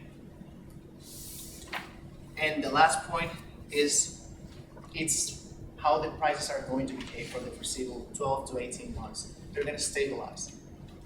And with that, this has been the market analysis. We're going to proceed with the financial analysis. And thank you. So we compiled the information of the last 12 months and we did a financial analysis. And here on the left, you can see our revenue per month and our NOI by month. for revenue, you can see that it's fairly stable and ranges between $300,000 and $350,000 a month. But you see some fluctuations in the NOI, mainly that outlier in February of 2025, which is when the appraised value of the property decreased, decreasing the property tax. And in the middle, you can see a simplified income statement as of July 2025, where we see all these values that just drive us to that bottom line NOI of $1.5 million, which gives us a current value of $24 million at a 6.5% cap rate. The reason why we chose this cap rate is because of the risk profile that the property currently has. We believe that the conditions and the overall tenant dissatisfaction elevate the risk. Some metrics that we can see that are important here is the vacancy rate of 12.5%, the collected rent per unit of $850, which compared to the average rent of $1,070, shows some possible issues with collection. Then we see an operating expense ratio, which is pretty high, that could be lowered to the 50% range. When we look at the profitability metrics, we see an NOI per square foot of around 50 cents, which is below market norms and could be improved. So moving on, this is our base case assumption. This is not our proposal, but this is just assuming that the property continues to operate at similar levels. The only thing that we expect here to happen is a property value dispute where, given our current valuation of the property compared to the appraised value of $36 million, we believe that this could, the property tax could be lowered through a property value dispute. And then at year 5, that gives us an NOI of $2 million. And at a 6% cap rate, assuming some improvements in the property, we see a exit value or terminal value of $34 million.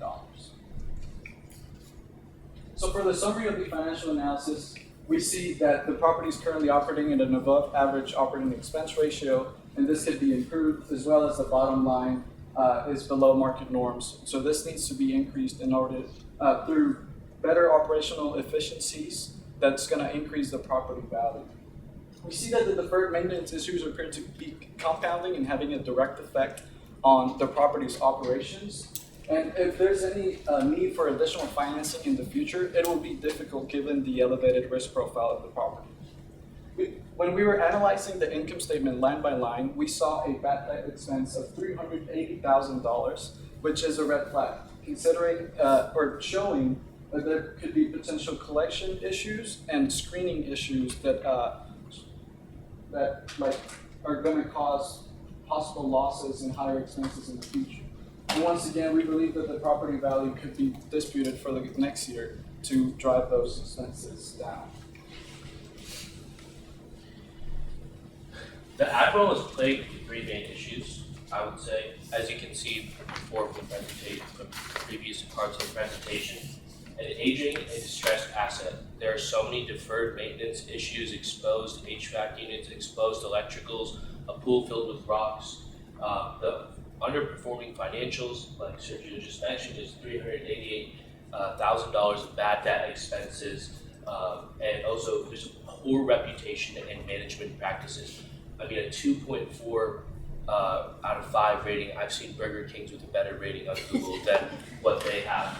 And all the ratings just indicate that the management does not care, the property is so distressed, and that there's just a huge issue with the Admiral as a whole. And as you can see, all these three issues cause the Admiral to suffer and lose value and have a high vacancy rate. In our analysis of all our alternatives, we thought that a comprehensive, all aspects analysis and plan was needed to really address all of the Admiral's concerns and really lower that vacancy rate and actually make it turn profitable. One of the first part of it is a capital investment and modernization plan. Like Ava mentioned before, on-site, it's a 100-unit on-site self-storage space to improve the cash flow and to replace that grassy, dirty area that is just the unit burned down and they did nothing to it.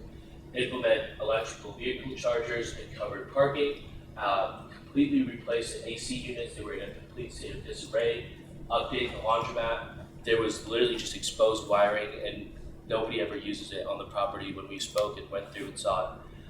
going through with exterior and ground renovations. I mean, if you saw the previous pictures, some of the grounds, like by the units, were literally just rock and dirt.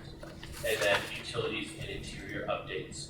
Not just painting over something, but actually fixing it and making it better. We also wanted to do a complete operational overhaul, so improve our online presence. So not just, so understanding, yeah, we have a 2.4 star reviews, right? Almost every single one of them are bad, but what about the tenants when we make these improvements who are having a good time? Encourage them, incentivize them to go out and really review the property. In addition, a complete management and maintenance staff change. Going through and reading the reviews are actually horrendous. They are just, everything about the maintenance staff and the management needs to change and be taught that we're going to put our team of professionals and the team of professionals we're going to hire and implement a service-first culture so that the residents actually feel taken care of and are able to truly live and enjoy the property and make it home. And hire a reputation management firm to really assess our Google, our TikTok, our Instagram, and our presence online and our total reputation as the Admiral. In addition to that, pursuing strategic leasing and repositioning.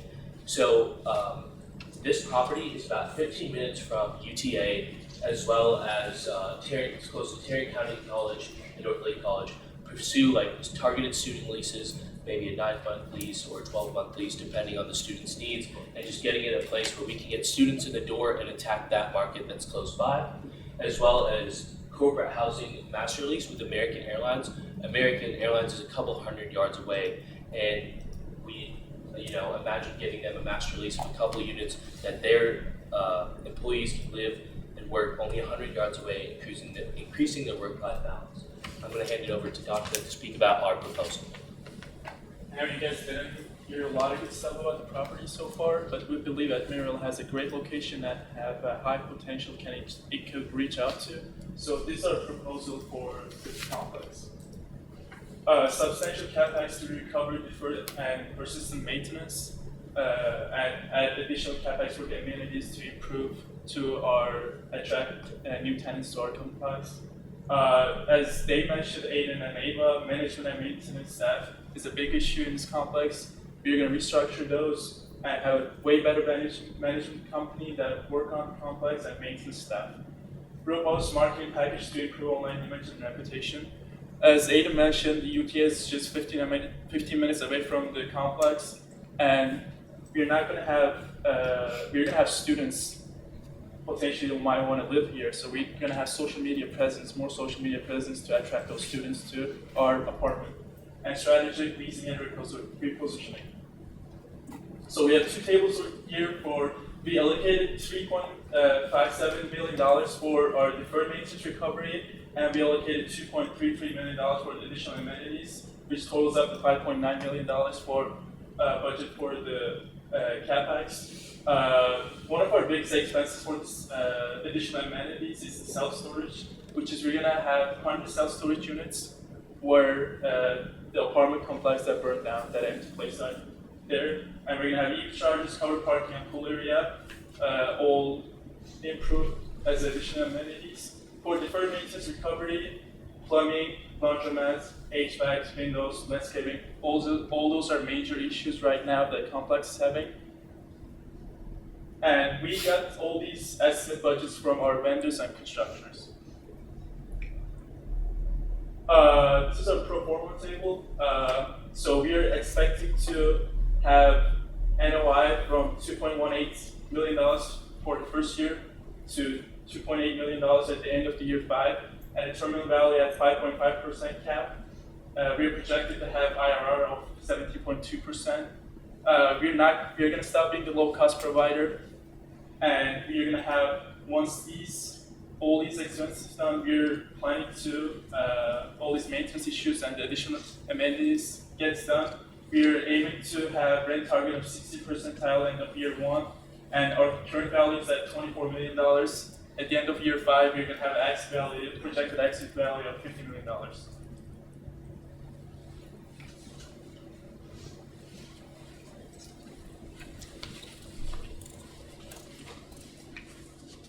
For our marketing plan, we really wanted to focus on improving the residents' experience there, as well as using geofencing, to attract new apartment tenants and more higher quality tenants. For example, when I go home tonight, I may receive an ad for 23 Springs. That's what we want to be to anyone who goes near American Airlines headquarters, that is just a couple hundred yards away. We will also make ourselves visible, highly visible, on major rental sites such as apartments.com, Zillow Rentals, and Facebook Rentals, making sure we are seen by people who are searching in that area. For our digital marketing strategy, we also wanted to focus on the tenant experience, because as the tenant experience improves, they write better Google reviews, attracting more high quality tenants. We can do this through social media such as TikTok, Instagram, and Facebook. We also wanted to create a sense of belonging within the community. We could host gatherings or social events so that people can come together as a community and build a stronger one. Overall, the foundation of our marketing plan is restructured through new management and maintenance team. Upon looking further into those Google reviews, we found that the majority of them were AI generated. This shows that the apartment complex does not care what their tenants are saying, and their tenants are not being heard.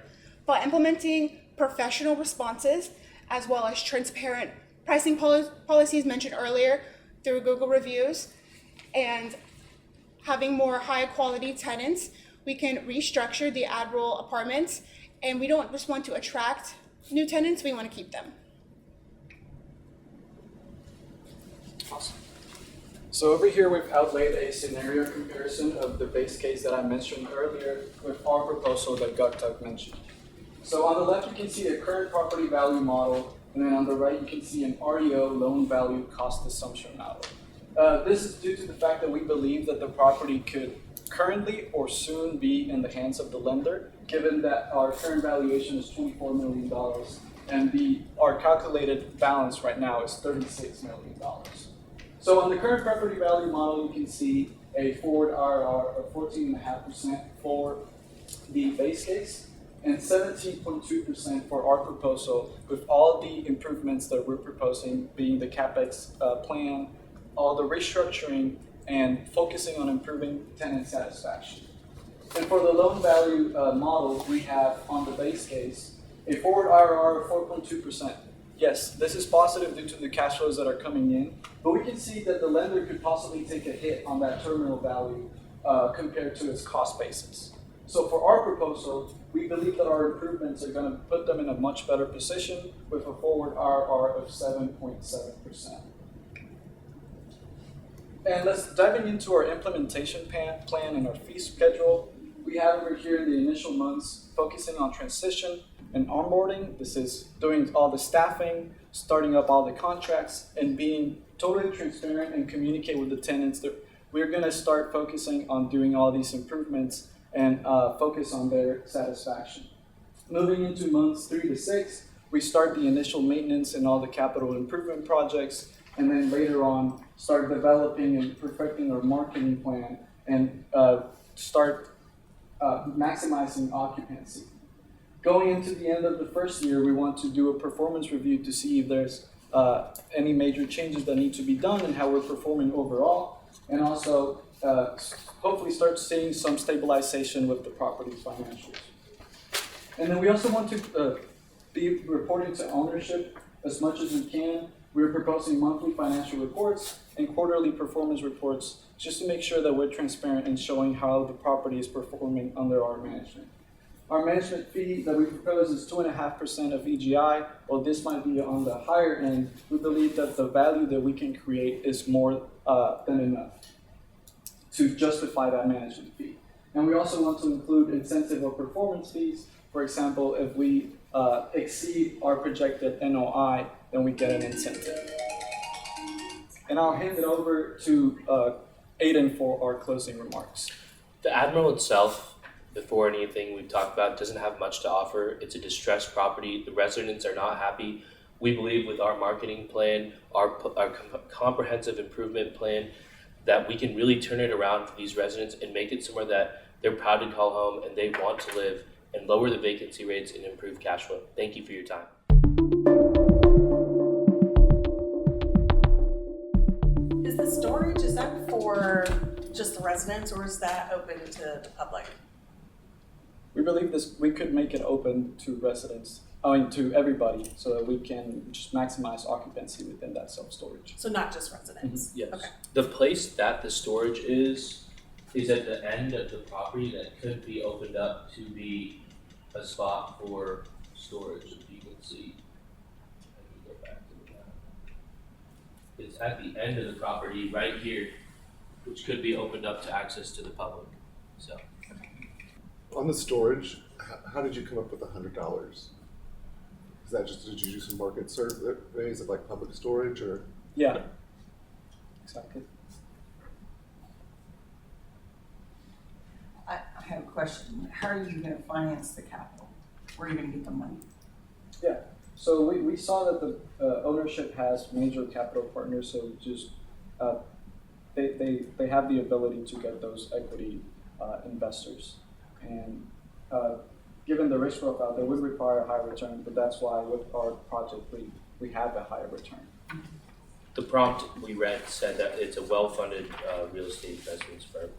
Okay. And through the, if you look through the prompt, I forget the exact section, I remember that's how we made this decision. Thank you. How did you determine that EV chargers were going to be a focus? Was there, because the EV chargers seem slightly inconsistent with the tenant profile? We did see that there were some Teslas when walking the property, and as electric chargers grow and, in the idea of we want to improve this property to make it, maybe American Airlines employees and students could have vehicles like that could actually use electric chargers or like electric charging for vehicles like this. It's based upon like what we plan to do and also what we saw physically at the property. I think we saw 1 or 2 Teslas. Yeah, several. Several as well. And also along with that, like once we start improving the tenant screening process, we're going to be getting better tenants that are getting those vehicles. You said you wanted to go after student housing. There's a lot of risk in that. The 9-month turnaround, and you have the downtime. Did you consider that vacancy loss? It was either we were considering either a 9-month or 12-month. We were straying more towards 12-month just to keep it in fair because we only have 1 to 2 bedrooms, and that way it makes it easier. A 9-month was considered, but we would opt in to do 12 months because of that factor of the summer loss of the residents. You too. All good? Good. Yeah, good.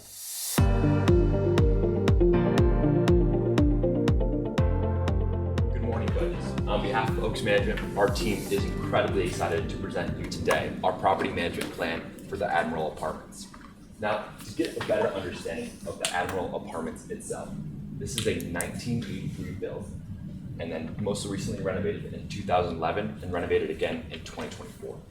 It's a 383-unit multifamily property located in the Arlington submarket. And to get into really the case and the objectives that we're trying to achieve here, there were really 3 main things that the case gave us. It was first, increase the property's NOI. Second, identify the CapEx strategy and implement that. And third, identify and advise on a potential sale for the current owner. And so as our team really crunched numbers and looked at this case, there were 4 probable outcomes. Option 1 was to exit the deal currently. Our team, as we looked at the numbers, knew that this option wasn't probable given the current NOI. If we were to exit the deal as of today, it would sell for $28 million given current market cap rates and today's NOI. This property was bought for $38 million in 2024. So as you can see, this owner is currently cash poor at this asset, and now is not the time to exit the deal.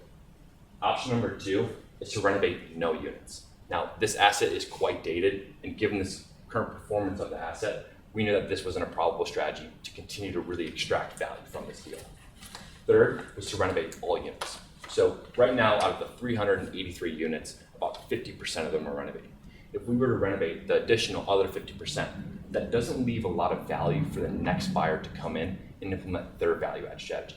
We want to take that 50%, bring that up to 70% to really leave some additional value. Secondly, if you're going to renovate the other 50%, this is really going to tank on your budget. a lot of CapEx is going to be required. And for our team, we didn't see that problem. So our strategy is to renovate 55 of the 383 units, and then also be a lot more operationally efficient on the expenses side. And just gonna hit on things again real quick on our executive overview. We're really looking for a forward outlook. What does it look like for the owner to exit this deal in 3 to 5 years? As a property management team, we are really advising the owner and we're working for them. And that's the frame of mind that we were going through in this entire case. For the targeted unit renovations, we are doing, out of the Classic, Summit, and the Quartz units, we're gonna be doing 40 Summit renovations and 15 Quartz. We really looked on the return on investment for those units. We're seeing about a $165 premium for our Summit units and about a $250 premium for our Quartz units. This gives us a lot of confidence for when we go and proceed to this renovation plan. On the right side, you can just see a quick picture of what the Classic unit looks like and the Quartz unit on the right. Now, before we get into the nitty-gritty, I just want to touch on the area that the Admiral apartment sits in. Very zoomed out, we're sitting between Dallas and Fort Worth. And zooming in, I first really want to highlight the American Airlines headquarters right next to the Admiral apartments.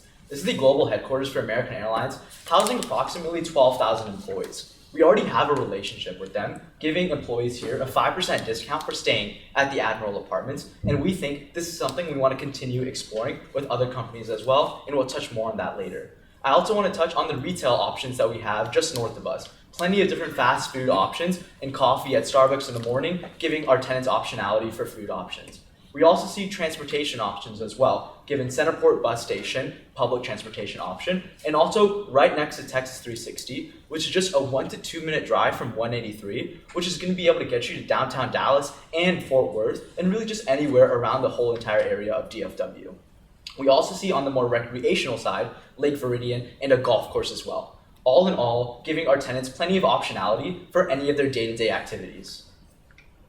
Now, looking more into the DFW market overview, before we get into it, just top level, I just want to point out rent growth is sitting at negative 1.6% and cap rates are sitting at around 5.8%. Now, as you can see on the left, I want to talk about population and economic expansion. As I'm sure you guys are already really feeling in the DFW market and working, that DFW is one of the fastest growing areas in all of the United States, if not the fastest. We've already added over 1.5 million new residents since 2015, really improving our labor force and housing demand. This is all fueling really high regional GDP growth, much higher than the United States average. And all of this growth is also increasing mortgage prices at the same time, which as managers at Admiral Apartments is somewhere where we can capitalize on increasing renters. Now, all this economic expansion is really great, but investor confidence and sentiment just hasn't seemed to follow yet, with sales volume being down 16% and rent growth still being down 1.6% in the multifamily market. This is further reinforced by vacancies rising by 0.5% and the DFW vacancy sitting at 7%, which is almost 2.5% higher than the US average as a whole. This shows that investors just aren't really believing in the multifamily market right now, which is another reason why we believe selling right now just isn't the best idea. However, we expect this to rebound. As you can see on the right, we have a cooling supply pipeline. And this is further followed by lowering unemployment rates and also rising average household incomes, rising faster than the US average as a whole. So we think as economic expansion continues to grow, and as the market continues to grow, we believe investor confidence to rebound and follow in the coming years as well. So if you just look at the numbers at the top, you can kind of see the story that we're trying to tell with the sub-market. Rent growths are down 1.2%. The vacancy rate, both in 1 mile radius and for the overall sub-markets, are hovering around 12%. Arlington is a great example of what happens when supply outpaces demand. But as Yvonne mentioned, we are expecting this to cool down for the market to stabilize and to swing over to the equilibrium. Since last year, construction starts are down 600 units from last year, moving from 2,300 units down to 1,700 units, as well as it being in a great location right by the American Airlines headquarters, right by the GM facility, as well as UTA. But also historically, the Arlington submarket has outpaced the DFW market for the past 10 years. And that's just something to highlight that this is a great submarket to be in. For the property analysis slide, there's a lot to uncover here. But as Carl mentioned, this is built in the 1980s. It was renovated in 2011 and obviously being renovated currently. There are a ton of amenities.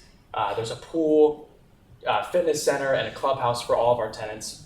But the main thing I want to touch on is the safety. Most of our tenants have workforce jobs, and they come home not looking for amenities, but for safety. And in the past month, in a 1 mile radius, there have been 7 carjackings, 6 cases of aggravated assault, 4 burglaries, and 3 counts of vandalism.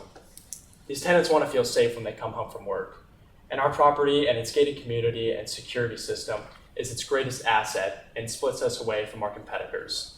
As well as there are some maintenance things that we need to touch on. Carl will talk more about the plumbing issues, but also we think that we need to renovate the 3 boiler units sometime in the future. Here's just a quick overview of our site analysis. There's 6 different types of units in our apartment complexes, ranging from 500 square feet to just shy of 1,000. And then there, on the right-hand side, you can see the overall site map of 25 buildings and a clubhouse with all of the amenities. But the big thing here is the coding, which we have done a lot of time on. We don't want to spend that much legal fees to take away from our NOI. We're right by the DFW airport, so we have to comply with city codes, and luckily we are all up to date with those. So looking into our owner and property management overview, the owner of Admiral Apartments is Sentinel Peak Capital Partners, which acquired the property in 2024. Talk a little bit more about Sentinel Peak. They're a vertically integrated real estate investment shop based out of Dallas that focuses on multifamily value add acquisitions for properties 20 to 40 years old only in Texas. One thing to really note about Sentinel Peak is that they're vertically integrated, and their in-house property management team, Summit Property Management, manages this property. And this is a key point in our recommendation because the ownership is aligned with the property manager. It's not a third-party manager, and it allows for greater operational efficiency, which will help us with our renovations going forward. Now, to look into our tenant analysis, our tenant base is of lower income and not college educated, which you can see in our population, income, and education. First, looking at the population growth around Admiral Apartments is a little under 1% year over year, which is lagging significantly behind the 2.2% year over year growth of the booming DFW Metroplex. If you look into income, the median household income around Admiral Apartments is only $58,000 compared to the US median household income of around $81,000 and the DFW Metroplex median household income of around $89,000, which shows that our tenants will have higher elasticity towards things like rent and other income, which means we might not be able to grow some of these things going down the line without sacrificing things like occupancy. And finally, looking into education, a majority of the population around Admiral Apartments is not college educated, which leads them going into industries such as trade, transportation, and utilities, which is the largest type of industry around Admiral Apartments. Awesome, thanks for that, Matthew. So we were able to put together a map of about 7 different comparable properties within the area. And for reference, all of these properties are similar with regards to vintage and size, and they're all within a 1 mile radius. You might also notice that the icons behind me vary in color, with yellow icons being our primary comps and our orange icons being our secondary comps. So if we're going to be able to sell to a value-add investor or buyer, they're going to be looking for a rent positioning that is slightly below market. And our comps show exactly that. I know these are a lot of numbers to look at, but the 2 I really want you to focus on are our total rent per unit and comparing that to our primary average's total rent per unit. Right now, we're sitting at about a $65 delta. And what that does is it gives us the confidence to be able to sell to a value-add buyer who is looking for exactly this discrepancy in order to raise rents post-acquisition and post-renovation. The next thing I really wanted to touch on this slide was our comp's ability to renovate and charge premiums on top of those renovations without sacrificing occupancy. Places like Hollow Apartments, Post Oak Place, and Summers Apartments are all able to charge premiums that are significantly higher than their classic units while keeping generally stabilized occupancy. And this is another really crucial thing that value-add investors are looking for when looking to acquire a property. We were also able to look at a couple of sales throughout the past 2 years, and these are a lot of names, but the one I really want you guys to focus on is the sale of the Vines in December of 2023. We believe this is the most comparable deal to our current property, and it traded at about $140,000 per unit. When we compare that to our subject property's proposed exit price, you'll notice that they were able to charge a premium compared to ours. This gives us further confidence that we will be able to exit into a market with enough liquidity to support our proposed exit price, given our conservative outlooks. Thank you, Bashir. Looking into our other income comparison, we called relative properties within the area and got their approaches for their monthly fees for other income. Looking at our property, our monthly fees are around $98, which is a significant discount to our comparables of around $110. And the main gap I want to touch up on right here is our parking. As you can see, the parking for the other properties is around $37 average. We modeled in a $15, which is significantly lower. We believe by implementing this strategy, we're really able to capture all the growth and maintain upside throughout our hold. Looking into our key assumptions for our rent growth, we have a stabilized 3%, which is due to the Summit and Quartz units. Now looking at our concessions, currently we're sitting at 2 months, but looking at other comparable properties, no other property has concessions over a month. So we believe by coming in with our increased efficiencies, we can scale that down to a month and a half. Now, looking at our vacancy, currently we're 10% vacant, but what we've seen from market averages and projections, it's expected to be around 7%, which we underwrote. Now, looking into our exit cap, we modeled in a 5.5, which is the Dallas DFW Class B projected upon exit in 2027. Now, to make sure we're really comfortable with these returns, we modeled in 2 different scenarios, a bull and a bear case. For a bull case, we modeled in faster lease-up times as well as an improved renovation schedule. And what we saw through that was an increased accretion of our returns around 100 bips. In the same vein, we modeled in the bear case where we showed slower lease-up times and a slower renovation timeline. From that, we saw a net dilution of our returns around 50 basis points. Thanks, Colin. Now we've kind of gone over a lot. We've gone over the market, the sub-market, the tenant, the comps. Now, what is our exact business plan? What are we going to advise as property managers for the Admiral's apartment? To kind of break it down in 3 different parts, starting with the top level, is really having renovations begin. Taking about 8 months of renovations, doing about anywhere from 4 to 8 units per month of renovations to get us to that number of 55, which I'll go into in a bit. Once that construction finishes after 8 months, start beginning to really expense optimization. So we noticed a lot of things when you compare the budget to the T12, a large discrepancy on a lot of line items that we believe we can be a lot more efficient in. Some of the ones which I'm going to go more into today, about is G&A, payroll, R&M, utility reimbursements. And lastly, once we kind of stabilize this property to get these units renovated, we optimize some of our expenses, we're gonna really start screening these tenants a lot better. And the stories that we were having with the property management team is if they were gonna get 10 applications, 9 of them would get accepted. Now, their current eviction rate is 4 tenants a month, which is increasing your legal fees, it's increasing your turnover, it's decreasing your revenue. So that's a significant thing that we really wanted to look at. So I mentioned it right here, is doing a better job of screening the tenants. There's a lot of AI systems that have been in place, a lot of different properties in the last year to really screen these tenants better, to better understand their credit. And the second point is here, once we reach stabilization, Levon touched on it, there's an American Airlines headquarters about a half-mile away. Those employees get a 5% discount on their rent if they stay at the Admiral's Apartments. Now, that's just the American Airlines headquarters. Think about all the other large employers within this area. So Lockheed Martin, many healthcare companies. This is an opportunity where we believe we can gather more tenants to really increase our occupancy within the property. And we've also listed some potential firms that we believe we can exit to. On the right to really highlight S2 Capital is a private firm that has been investing in value-add Class B multifamily buildings in Dallas. So just to really confirm that there is an exit upon a renovation plan. So this is really outlining this slide, what that renovation program looks like. So we are renovating 55 units. Of those 55, 40 of those are Summit units, which cost $9,000, and 15 Quartz units, which cost $11,000. Now, what does the exact premium look like on those? So for the Summit, we get a $165 premium for those renovations. And for the Quartz, we get about a $250 premium. Now, what is that what is that blended return? Is about a 22.8% return, a payback period of about 4.4 years. This feels really optimal as we look at a renovation program. It gives us comfortability of where we're at to achieve the rents to continue to really increase NOI, which again was one of the main case objectives. Now to go into the operational upside. There are a lot of line items that I can really touch on here. But to highlight just a few, the first is repairs and maintenance. So as Max has mentioned, there's been plumbing issues at the property. Right now, they are using this as an operating expense and has been way off of where budget is. We believe as a team, this should actually be a capital expenditure below the line, as this cost is not really recurring.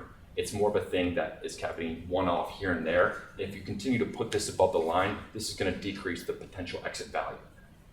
Secondary is going to be payroll and admin. You're seeing all these kind of discrepancies, 10 to 12% above contract services, 15% above payroll. There's a lot of bonus incentives for the property management team. I think there is a lot of merit in really cross-training these employees and having less people on site from a payroll perspective. Bad debt, I mentioned it before, the evictions, really minimizing our legal fees, our turnover, decreasing revenue. And those are some of just the operational things that we wanted to touch on. Thanks, Carl. So looking into the financing package, when Central Peak came in to acquire the property last year, they purchased the property for about $38.3 million. We know that they came in with a loan that was an interest rate of about 330 bips above SOFR, and looking at kind of the overall Class B value-add multifamily market, we backed into an LTV of about 60%, which would give us a loan sizing of about 23 million and equity check of about 15.3 million. Per our assumptions, you can see that our debt yield throughout the forecasted future is going to be above 10%, and the DSCR is going to be above 1.5x, which shows our lender stable cash flows and security on their loan. Thanks, Matthew. Here we have our detailed returns analysis, but the main point I want to touch up on is our condensed pro forma. Here we outline and projected our revenue and expenses for the term. As you can see, it was purchased for around $38 million. And in that first year, we're deploying CapEx of around $600,000. And following that, we're maintaining reserves above $90,000 throughout the term. From there, we walk down to our levered IRR, which we maintain around 23%. Now, to kind of wrap up this presentation as a whole, of course, in this strategy, in this plan, there's a lot of risk, and we as a team have to come up with mitigants. So the first is really going to be the renovation risk. I think that's a highlight. We believe really segmenting this over 8 months, doing about 4 to 8 units in that 8 months, allows us to really bring in a team, slowly scale it up, and to make sure there's not any errors. The contractors that have been at site really doing these renovations already have done incredibly well, doing 15 to 30-day turns within these renovations. So we feel confident with the team that we already have on site. Second is lease up and absorption risk. I think, yes, the DFW market has been slowing, but we underwrote this property incredibly conservative with only 3% rent growth. In year one, we're assuming a 10% operating expense growth, year two, 5%, and then that scales down to 3%. So we're feeling really confident with our lease up and absorption risk, not just from a revenue standpoint, but also from an expense standpoint. And lastly is operating expenses. I know I went through that long list, but here is really where the upside is from a property management perspective, of really aligning where our values were with the owner and ensuring that we bring the right systems in place. And so this is why our deal team is recommending that we improve these operations significantly, renovate 55 units, and we exit the deal within the 3-year time horizon. So we really, really appreciate your time. We don't take this opportunity for granted. So thank you again for being here, and we now open it up to any questions. I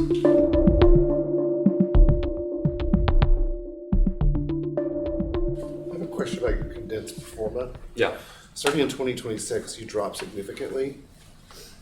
How are you justifying that?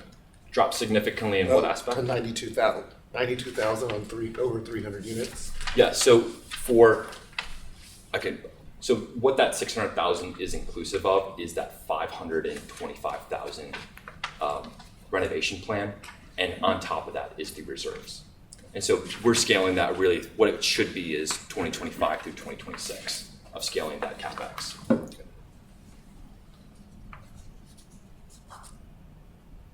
You had touched on the safety and the crime in the area. Was there a plan to address that? Well, there kind of was a plan. They added a security gate system and cameras, is what we noticed on the property tour. But I went on Crime Watch and a bunch of police records, and this is not a one-off thing, but over the past few months, there have been little to no activity or police calls. So I don't really think there's much that we really need to do to stop the crime inside our apartment complex. It's kind of just an unsafe area in the Arlington submarket.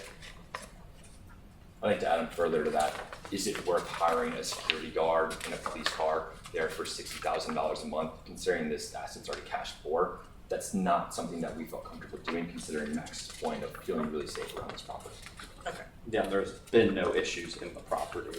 Yes, in the submarket and close by there's been, but there's been no issues. So we feel with the new security gate that they added a couple years ago, like we feel very confident in the safety of the complex.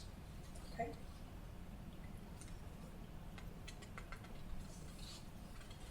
How do you reconcile recommending less on-site staff given the high levels of deferred maintenance and the increase in the efficiency of the unit turns and overall operational efficiency? Because usually those three things point to an increase in staff.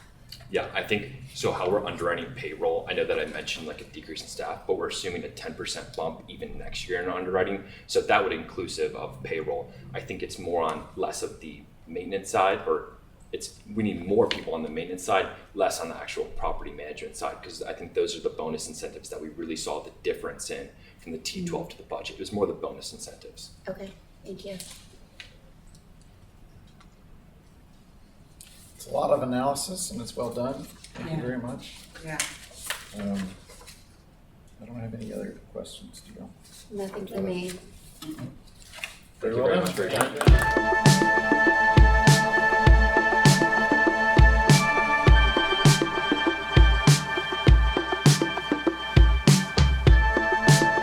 First of all, I want to thank all of you for participating. I want to give a shout out to our supporters.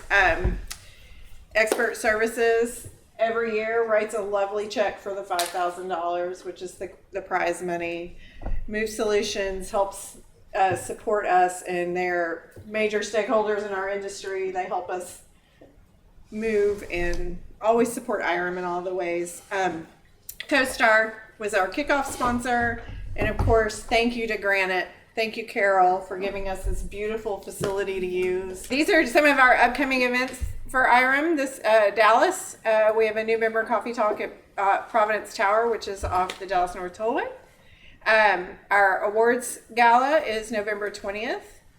And Santa for Seniors is when we have a community outreach committee, which Holly is the queen of, and we get to go play bingo and put together little gifts for some of the seniors, and it is so much fun. They're hilarious. I love them. So we're super excited about that. Please join us in any of these if you wish. We have academic memberships and student memberships. They are free to you as long as you are a student. You can have a membership for free. And it gives you access to so many things on the IREM National website. And we invite you at any time to come join us at the local chapter and or come to some of our national events if you wish. So is this where the drum roll starts? Yes. So before, okay, hold please. Can we get feedback first? Okay. Not yet, Okay. after. So Adam has been a judge since day one. So this is like our 6th or 7th year of doing this. So part of this process is after we announce the winner, we ask that you all stay because all our judges are going to give you feedback, give you a chance to ask questions. How could we do better? What did we do? All the things that go through your mind. So this is always a learning process. I am blown away every year about how amazing you guys are, that at the age you are now, if I look back to that time in my life and I'm like, oh, no way. Not even a little bit would I come and stand in front of this many, adulting people. Would never do that. So thank you for participating. We, please come back next year. Please send us your resumes. And I really need those. So here we go. And the winner is. Ooh.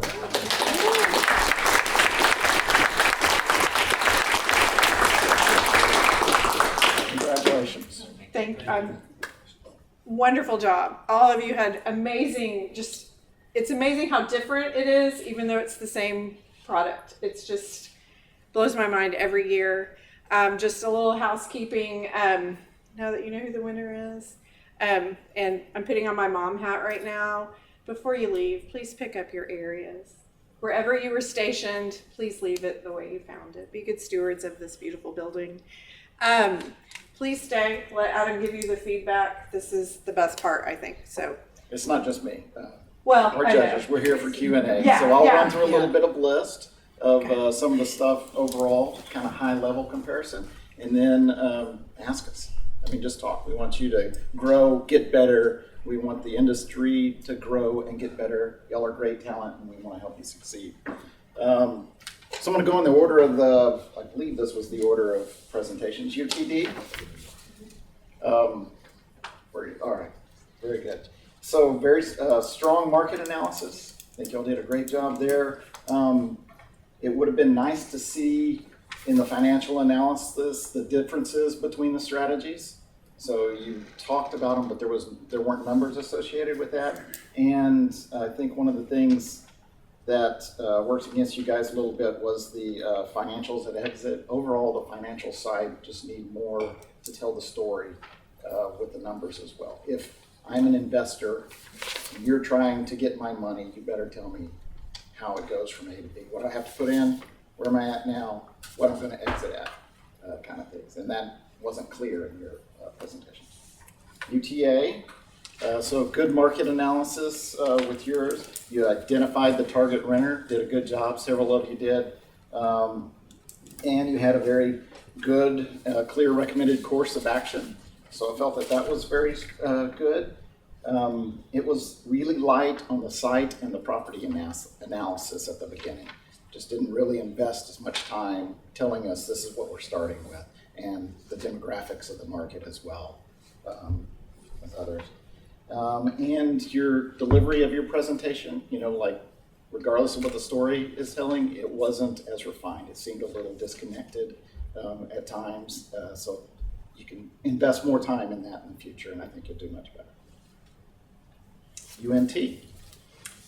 Very solid property and financial analysis. Y'all really did a great job with that. Very good and clear on your issues and concerns. I mean, I think that was some of the clearest of any of the presentations, and you were all very well spoken. Downsides, not much. I mean, it was a very solid presentation. It was clear. It's just today we had some very tough competition. SMU, you guys knocked it out of the park. You came in with confidence. You spoke with confidence. You presented well, very well spoken, and your transitions were very smooth and clean. You all participated very effectively, and you had a ton of great financial analysis all the way through.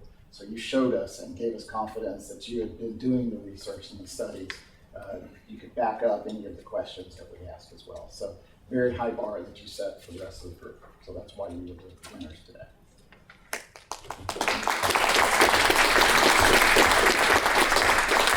Anybody have any other questions for the judges that you want everyone to hear? And if you have a question that you just want to have as an individual, we'll hang out in a little bit and you can ask us individually. Yes? If you were in our shoes, what would you have done? Like, what would your course of action? Most of you, did anybody recommend a different course of action? Almost everybody said to invest and improve the current asset, but not take it full hilt. And so that was their recommendation, was basically to reinvest in 55 units and bring them along. You had an exit strategy within 3 years, was it? Yep. So some were a little more hold, but I think I'm not a multifamily guy. I do office buildings, but to me, I mean, that made sense overall based on the tools and the analysis that you had. I thought your presentation was awesome. The only thing I would say is that, rent is king, right? Like it's 80% of the equation. So the only advice I would give you is I like the fact that you had the bull and the bear. And I also like the fact that you broke out, like you chose those 2 types to renovate. And you had the specific premium for each type. You had the blended premium. What you should kind of say, maybe you had it buried in there, but I didn't see it very clearly on any of these presentations. What is the starting market and effective rent? What is the ending market and effective rent on an occupied, per unit occupied basis, and what is that growth? And you need to be able to support that by looking at the market and understanding what the high water mark is, what the average is for that product type. So if you could just kind of hone on the rent piece of it a little bit more, I thought your presentation was great. Again, great job, everybody. Thank you so much. It's fun to be a participant in this, to be a judge, so honored to be in there. So thank you.